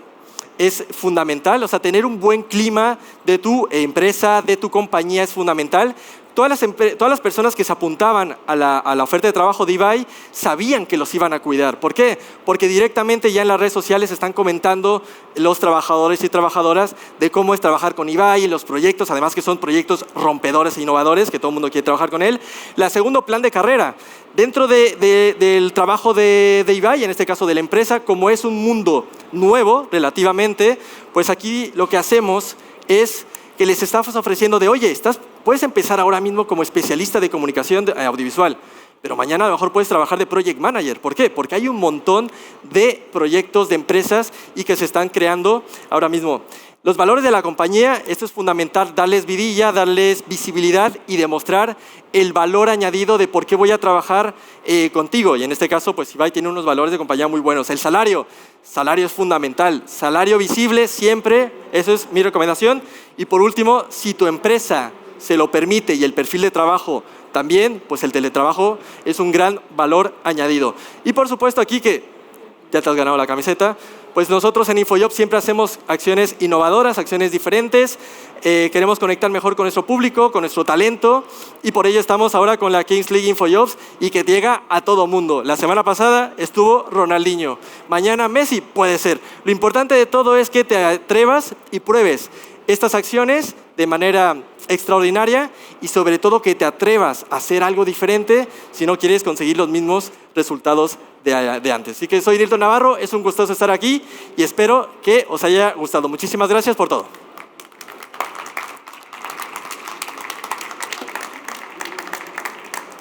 Muchas gracias, Nilton. Yo creo que ha sido un lujo tenerlo. Thank you very much, Linton. I think it has been an impressive talk about new tech leaders and how to achieve people and how to reach the people in the organizations. So at least but not last, we will speak about innovative organizations and tools for talent management. So I have the pleasure to have here with me Mr. Zina Sisek and Adolfo Rodero, that we will be here on the stage in a moment. So I will introduce you Mr. Zina Sisek. Dr. Zina Sisek is a recognized frontier tech strategist and is also a doctor in physics. He's the general director of Matter and an international think tank of 30 countries, with 30 country chapters, and chief creator of Puzzle X, the leading international event for frontier tech for the future. So Zina is coming. And we will have also in the panel Adolfo Rodero from Accenture.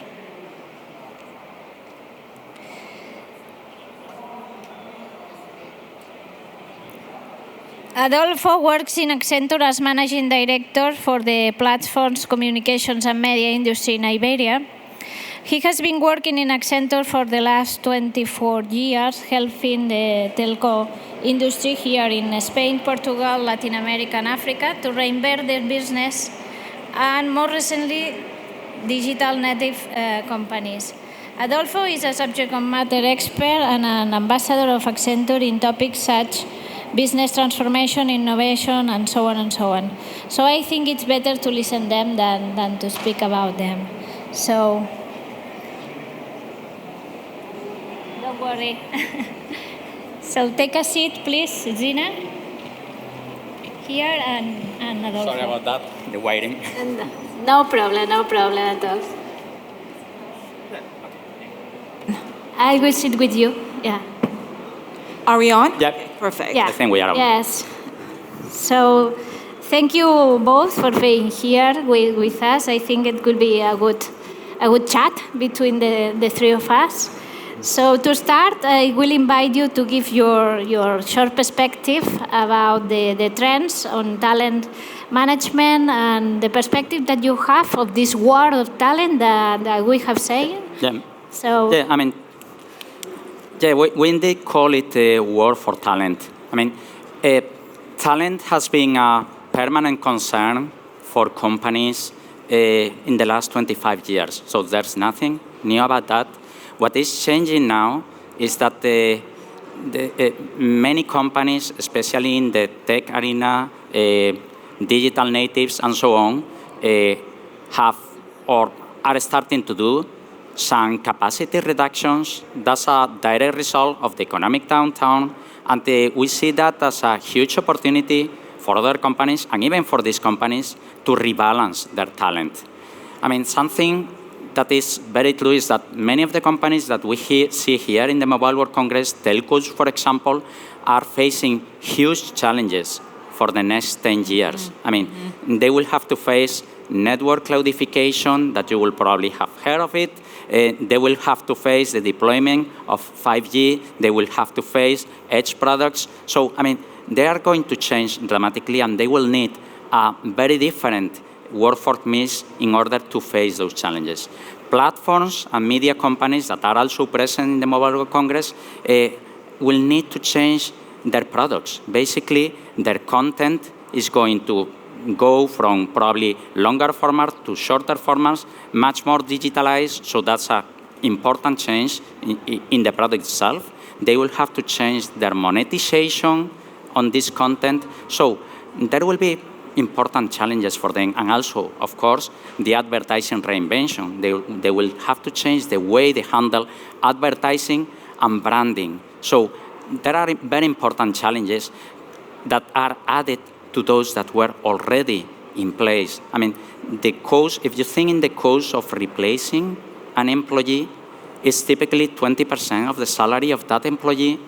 But if you go to senior executives, I mean, to more senior resources, it's 10 times that amount. Yeah. So that's a huge pressure on the companies to retain talent and to attract the right talent, the talent that make the best fit for the challenges that they have ahead of them.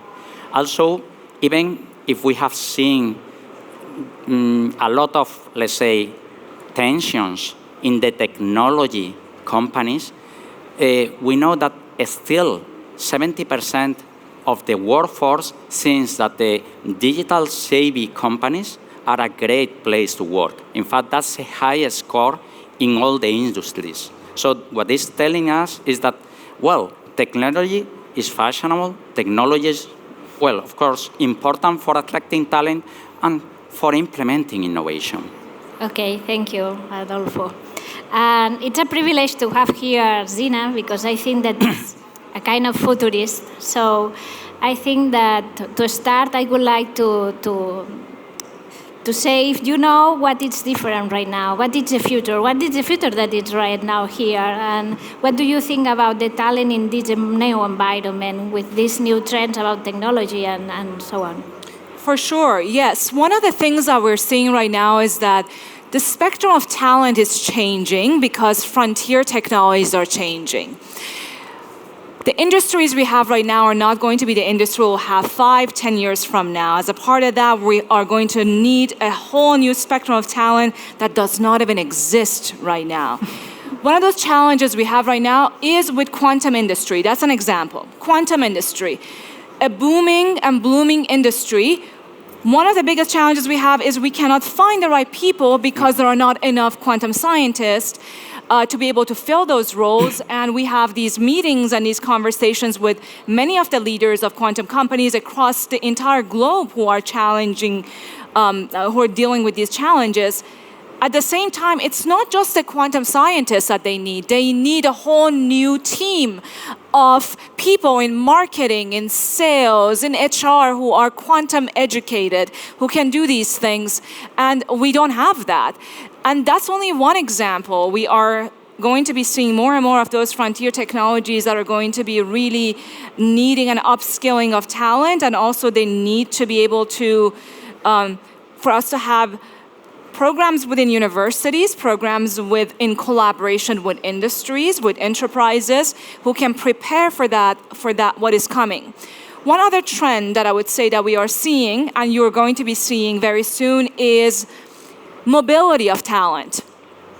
When it comes to frontier technologies, many of them become sensitive in terms of security. Soon enough, one of the trends you're going to be seeing is that this security challenge will pose another challenge to the mobility of talent in areas such as, again, quantum, since I said that I will talk a lot about quantum, because there is going to be a new wave of regulations coming in from national agendas which will limit the mobility of talent. And that is a trend which is concerning, but at the same time, it is something that we need to be prepared for. It doesn't mean that right now we have mobility, you are in, I don't know, Spain, you might be able to get hired in the US. We might have impositions of restrictions on who you will hire for what positions when it comes to some of those key technologies. In this sense, Zina, what do you think that this frontier tech and the talent landscape like, moreover than quantum? I mean, in other technologies that are related with 5G or 6G or whatever, do you think? So I'm a condensed matter physicist by background, so I've come from the world of nanotechnology. One of those challenges that we have is obviously being able to find jobs after you get out of school. Because we were talking about this, Adolfo, right? Universities are not preparing people for job in industry. Especially in the higher level of education and doctorate, not because they're not doing what they should be doing, which they are not doing what they should be doing, but also because scientists, researchers, those who go to do a PhD in nanotechnology, they are not going to school to go and work for industry. Majority of them go to become professors and researchers. The reality is that we do not have enough spaces right now in academia for professors, because in the US we have something called tenureship. So you are not going to be firing a professor. Majority of professors that I had in university were 80 or 90 years old. Those positions do not get open. Those are the seats that are already filled. You cannot get on those seats anymore. That means that the average age of a professor becomes 70. And that means that those people who go to school to do a PhD to actually go and work as a professor, they realize when they start applying for the job, gosh, there are not enough seats for us to actually go and do what we wanted to do. Yeah. And then they have to get absorbed by you guys and by industry and enterprises, but they are not mentally prepared, and they also do not have those skills. Adolfo, could you add to that? Because we were talking about this challenge before. Exactly. I mean, you have made 2 points that I think are very interesting and very valid. One is talent mobility. I mean, more than 40% of employees are thinking in changing company in the next year. That's an awful lot.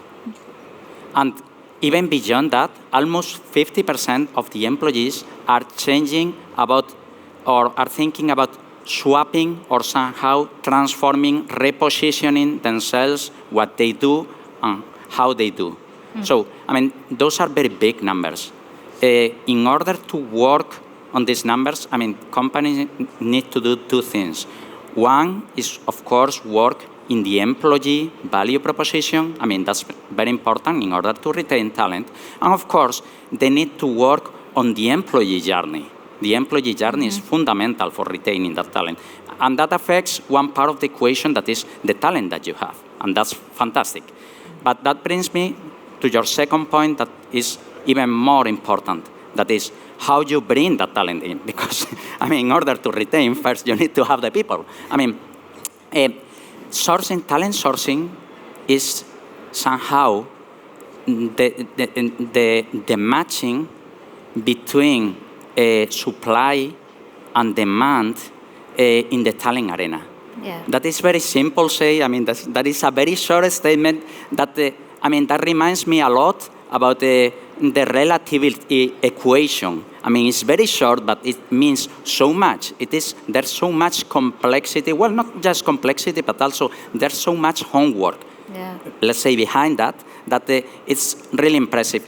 Supplying, let's say, talent is exactly the same. Supplying talent doesn't mean looking for the right talent in LinkedIn, in headhunters. I mean, supply chain starts by sourcing the right professional to the market, and for that, you need to collaborate with educational institutions, exactly what you mentioned, Sienna. I mean, we in Accenture are working actively with different educational institutions so that the professionals that get out of the, let's say, different degrees are better prepared to join our company when they are in the market.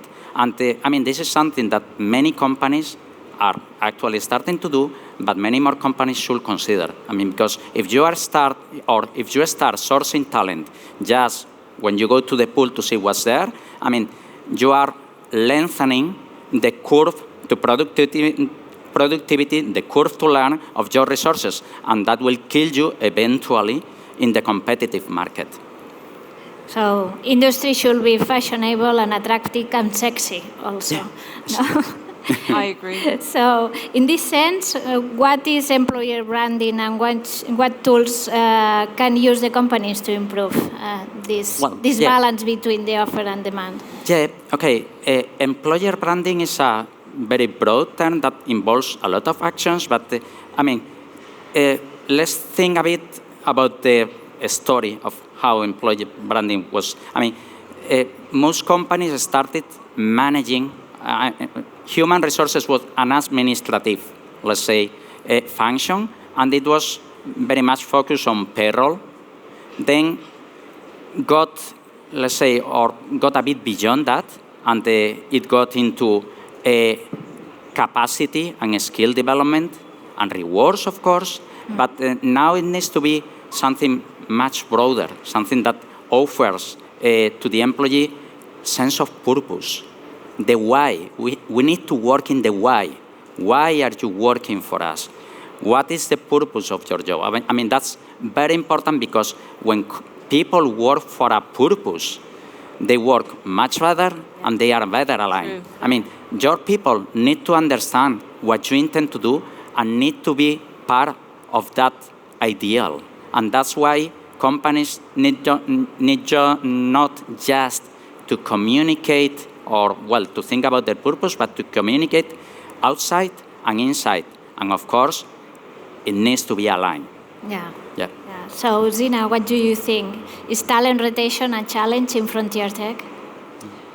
I absolutely agree with you. I mean, Gen Z is not going to make, they're making different choices right now. The new talent coming in, they're different than what I think I speak for a majority of us. Yeah, they are different than what we are right now. They are making choices based on what they buy differently.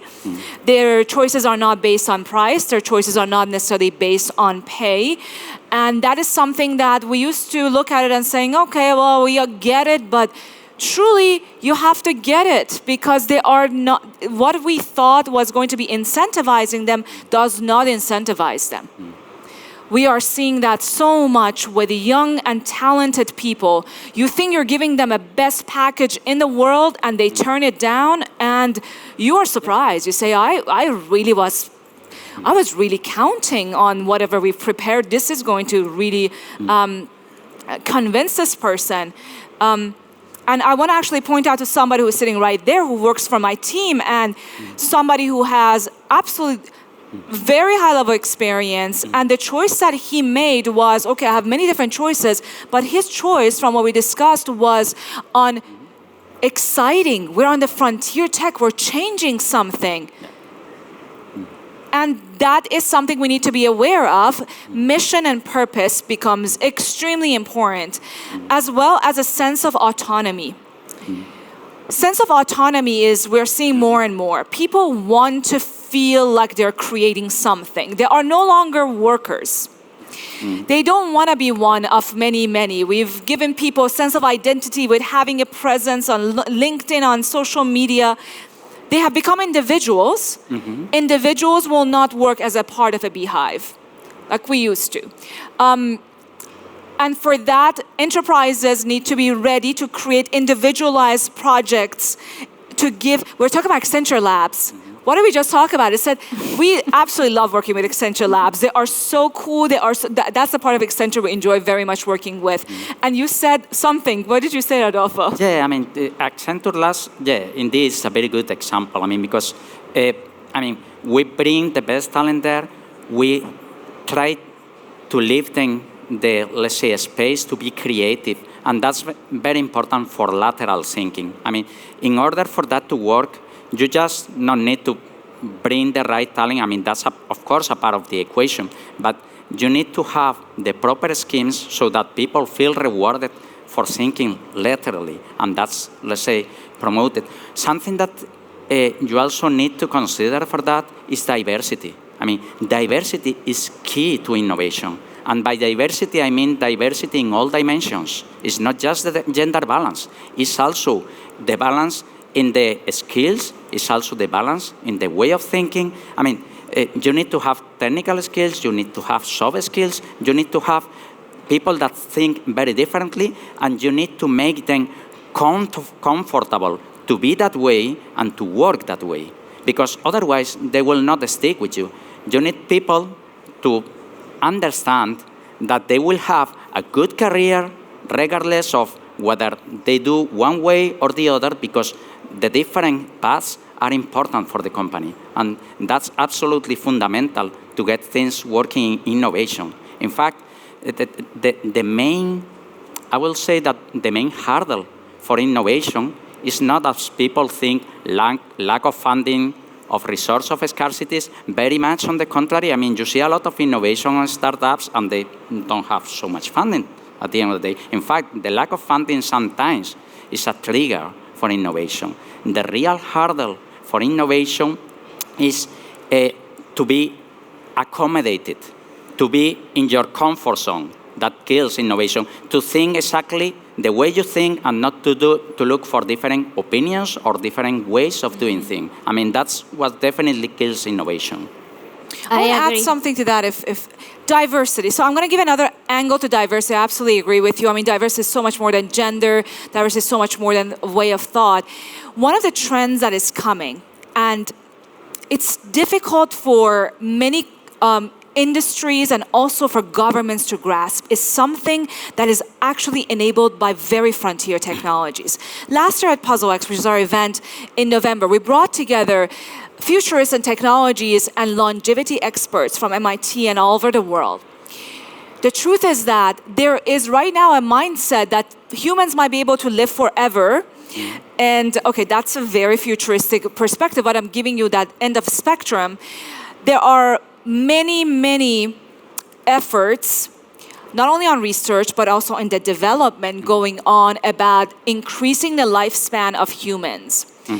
And there are predictions that by 2037, we might be able to increase the life expectancy every year with all the genomics development, especially with quantum chemistry right now. We're thinking that we can design drugs, we can really decode proteins, et cetera, those things, once they happen, a 70-year-old right now, where we've thought, okay, bye, you're done at this point, you can go and relax, you're not a part of workforce anymore, that is actually a middle-aged person.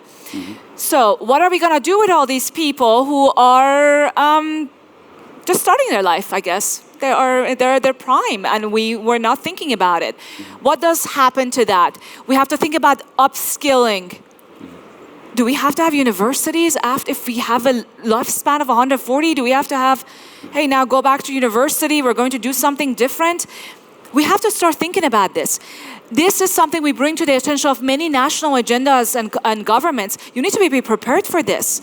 And also enterprises, it's a little bit further away for them. They don't have to necessarily think about this. It's mostly on the government side, and they need to pay attention to this.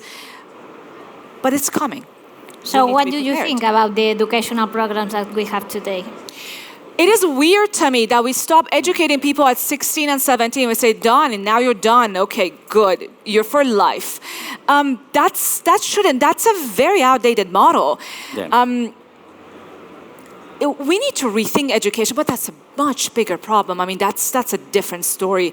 But I really think that with longevity issue, when the age of retirement is no longer 50, 60, 70, you have to really think about what are we going to do with this, perhaps also prime workforce, because these guys have wisdom, experience that could be applied for a completely different industry if they had the education. It doesn't mean that that person has to continue to live the same exact life. If they've been in industry manufacturing, that doesn't mean 140 years of manufacturing. It might mean that we go through stages where you become, you really kind of balance that out. But education is a very important aspect of it. So what do you think, Adolfo? How do you see the evolution of talent management in all this? Yeah, well, I mean, Sina has already made a very good point about continuous education and re-skilling. I mean, and there is a responsibility at many levels on that. One of them, of course, is the companies. I mean, companies need to invest in not just developing a career path for individuals so that they are continuously challenged, but also that they are provided with the tools to reinvent themselves when that's needed. Sure. And I mean, that's fundamental for competitiveness. I mean, that's something that there are excellent tools around that they allow for experiences, hybrid experiences, this kind of thing. So, I mean, and of course, there is the continuous learning there. Well, of course, the educational institutions need to work on that because they have to lay the foundations on things that they are usually not taught. I mean, things like the economy of experience. I only learned about the economy of experience while I was working at Accenture, and that's terrible. I mean, every professional should have a minimum exposure to the economy of experience. I mean, that's absolutely fundamental for the success of companies.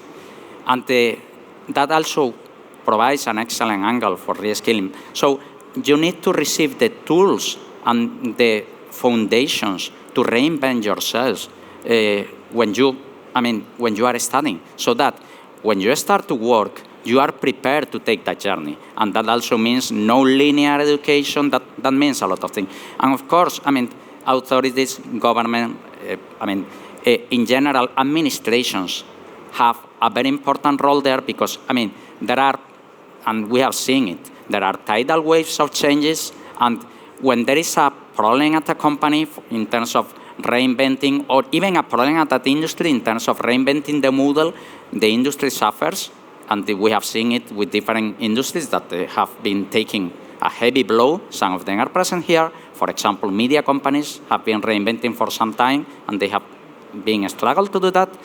But when the problem is across industries, it becomes countrywide, then it's a problem for the administrations. And the administration needs to take actions on that. So, Sina, what do you think about, what is the main message that you would like to leave to all the people to say, hey, we have this frontier tech that it's right now, and how we can prepare us for this next future that we have here? I would say this. We are at the cusp of something revolutionary happening. There is a point in time that many of you probably have heard about singularity and the moment that it comes all together. I mean, I'm not talking necessarily about that, but the concept-wise, we're having technologies such as genomics, such as quantum, such as mastery over atoms and molecules with nanotechnology coming together at a point where we've been at these things for 30, 40 years. This is not the beginning of this. We've been working at them, but there comes that point where these things compound each other. They become exponential technologies that will truly change the way that we're going to live. The first reaction of human beings to something like that is fear. We are afraid something is going to happen, something is going to disrupt the way that we are living. I would say embrace it. Embrace it with the fact that something exciting is going to come, but we need to be prepared for it. So for the public, my message is, look at it as a fantastic door to the future that is coming. For those who are responsible for decision making, make plans for it. Listen to the experts who tell you something else is coming. Make plans, be prepared. We are at the cusp of something amazing that is going to be unfolding. So Adolfo, would you like to add something? Yeah. I do agree. I mean, there are huge opportunities in the changes that we see coming. And I mean, exponential economies and exponential changes have always in history been good.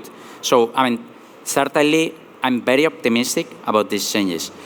That said, of course, we need to add some words of caution. We were talking before about the chaos and yes, we were talking about the that. Transition period, yes. And that needs to somehow be managed. When that doesn't happen, I mean, there is a book that I like very much by PhD Professor Juan Serrano, and he talks in a very structured way about the Titanic and what happened with the Titanic.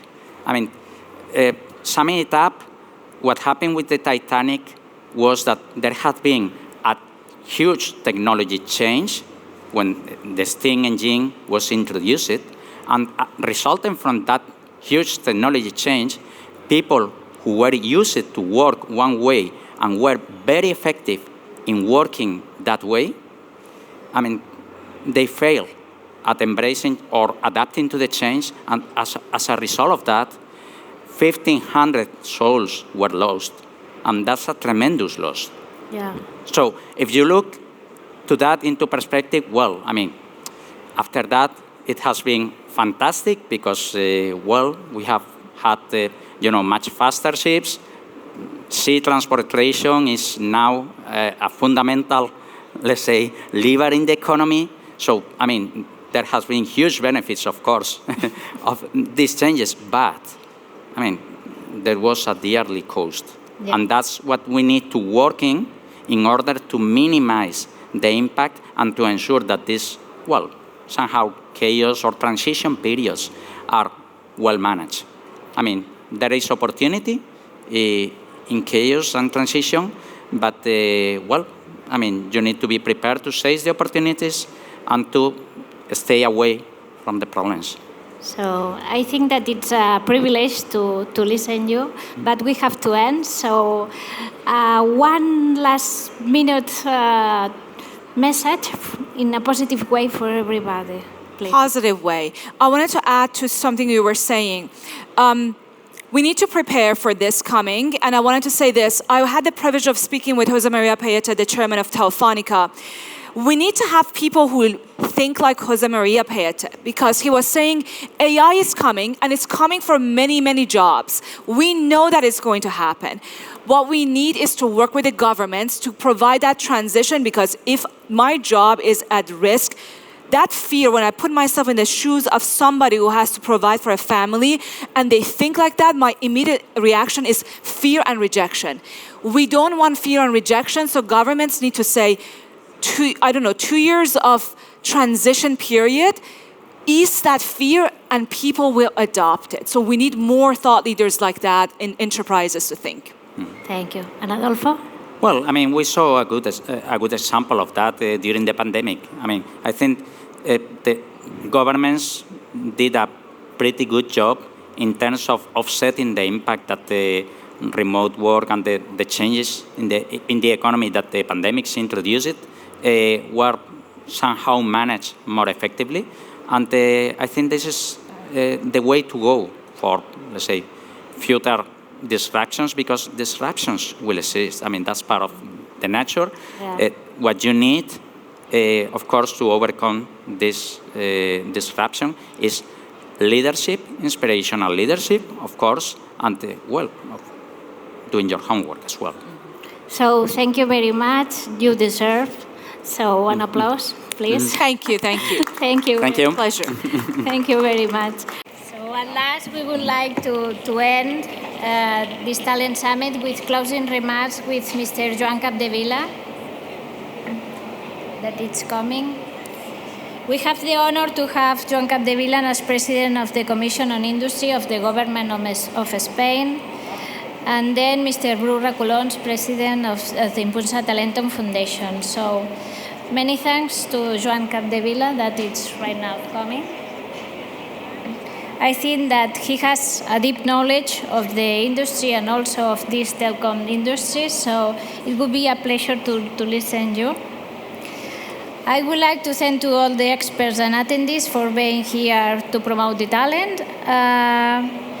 I remind you that we will see you in November in the Congress, in the Talent and Knowledge Congress, here also in Barcelona, in a joint effort with the World Peace Forum.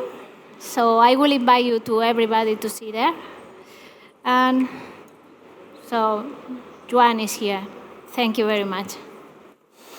Dear President of the Impulsa Talentum Foundation, dear authorities, speakers, academics, first of all, I want to salute and celebrate the fact that the world's leader event in the field of mobile technology and application has space for industry.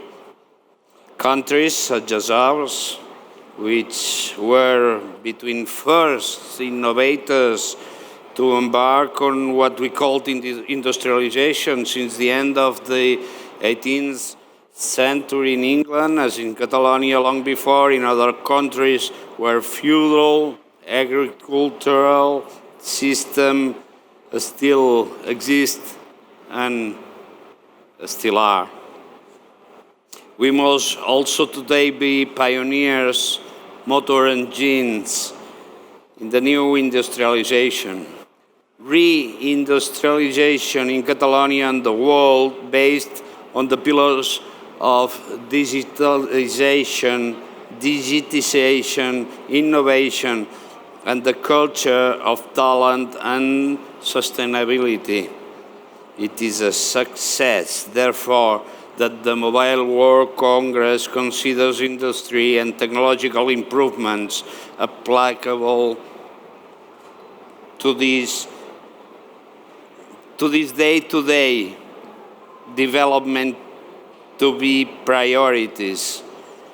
Secondly, I would like to thank the organization of this summit, Impulsa Talentum, for the opportunity to address me to all of you and this closing remark and inviting me to reflect briefly on those points that I was referring to and that I will shortly refer. You know, when politicians say shortly, I will try to be short. It is in our companies, in the economic and productive factory of the country, in the entrepreneurial ecosystem, that the best ideas have traditionally emerged to advance as a society. in rights, in welfare, in health, in opportunities. In social elevator too. It is to this economic and productive fabric, therefore, that we have the greatest interest and need to talk about innovation, improving procedures and processes, managing themselves better internally, enhancing their equipment, in short, improving their talent, their human assets, and not just to make more money. It is to improve the impact, to curb values, to provide work, to improve our society. The Bishop of Exeter, Edward Bickersteth, said that the best way to get more talent is to improve the talents we already have. And in the industrial sector, as in so many other economic sectors, where talent is fleeing in search of higher wages elsewhere, a firm commitment to keeping talent must be taken. And not only you who stay here, but who you train, who you consolidate, make participate in your companies, understand the environment, and share the objectives. Wage is in this key, but it's not the only conditioner. It is clear to us that we are more and more people willing to give up part of the salary if it means being in companies where there is a more social impact, where the values of the worker and the employer converge, where there is more flexibility, where relations are less distant. In short, by humanizing the economic world, the business world, and the industrial world. And I understand that this is one of the objectives of the Impulsa Talentum Foundation, and the conferences bring up in the context of conferences like this. At congresses, we sometimes forget the ultimate goal, to end up talking only about improving processes, the latest technology, the most powerful processor, the latest technology, or what machines that perhaps in months we no longer need can do. Sometimes congresses have a little bit, or perhaps too much, of a Vanity Fair, and it's normal.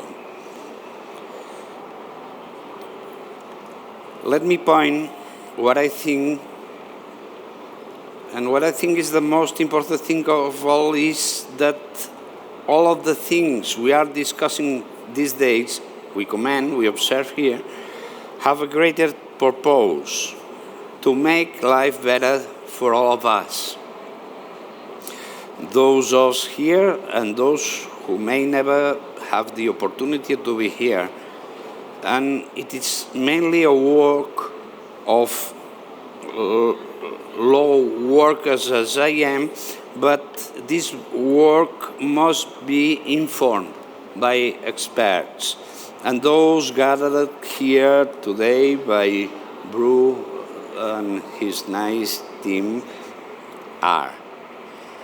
In this, there must be a focus, improving the country's industry, contributing to the brand new digital and sustainable industrialization of our countries, and it means assimilating the chain of value that allow technology to be rehumanized and that is radically sustainable and ostensibly close to it.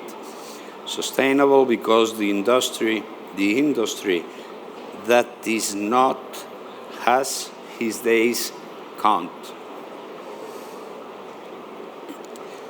Governments must promote it, encourage, and reward good practices in industrial sustainability. Just to go further, the government of Catalonia has just called for lines of subsidy for the country's reindustrialization with a budget of 17 million euros, and the requirements of those who want to appoint to this public money include sustainability, humanization, and proximity. Those who wish to opt must keep the jobs they already had. They are aimed at small and medium-sized enterprises. This is a commitment to the humanization of the economy. During this day, there has been talks about recruiting and maintaining talent, and about innovative culture, changing sector which is increasingly in need of different profiles and is essential in the industrial sphere too. One piece of news told us that the English language is increasingly needed in profiles that were once strictly dedicated to being part of productive gear that was not related beyond the engine room or the processors. This is an indication of the substantial changes in reindustrialization. There has also been talks of innovation in the sports sector and about how technology applied in a responsible way allows data to be better known, analyzed, and take decisions closer to success with less time. It is not a question of turning top sportsmen and women into goals. It is a question of better management of our company team, those talent players, so they have a better relationship, so that they know when it is best to pass the ball to a partner who will continue to proceed with and perhaps end to a goal. And the goal is the achievement of success.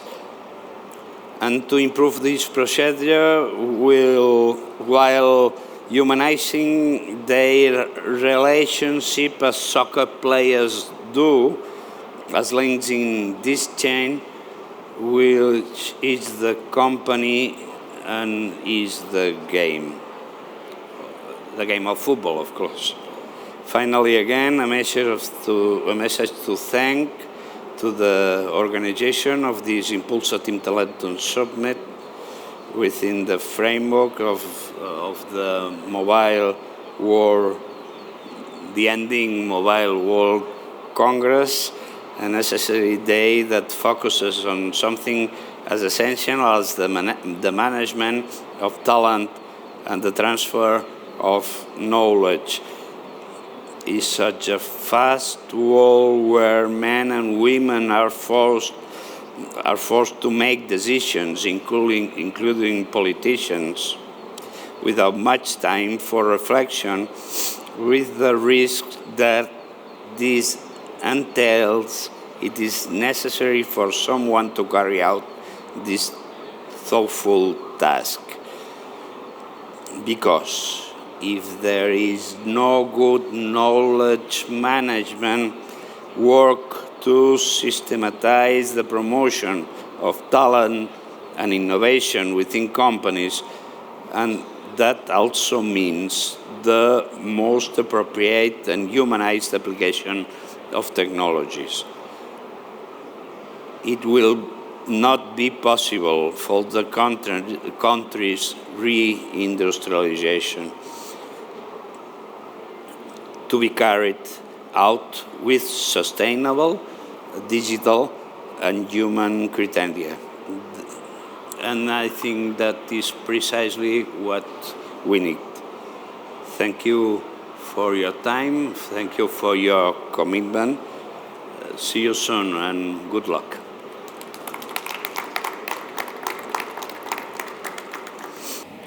Okay, thank you very much, everybody, to be here today.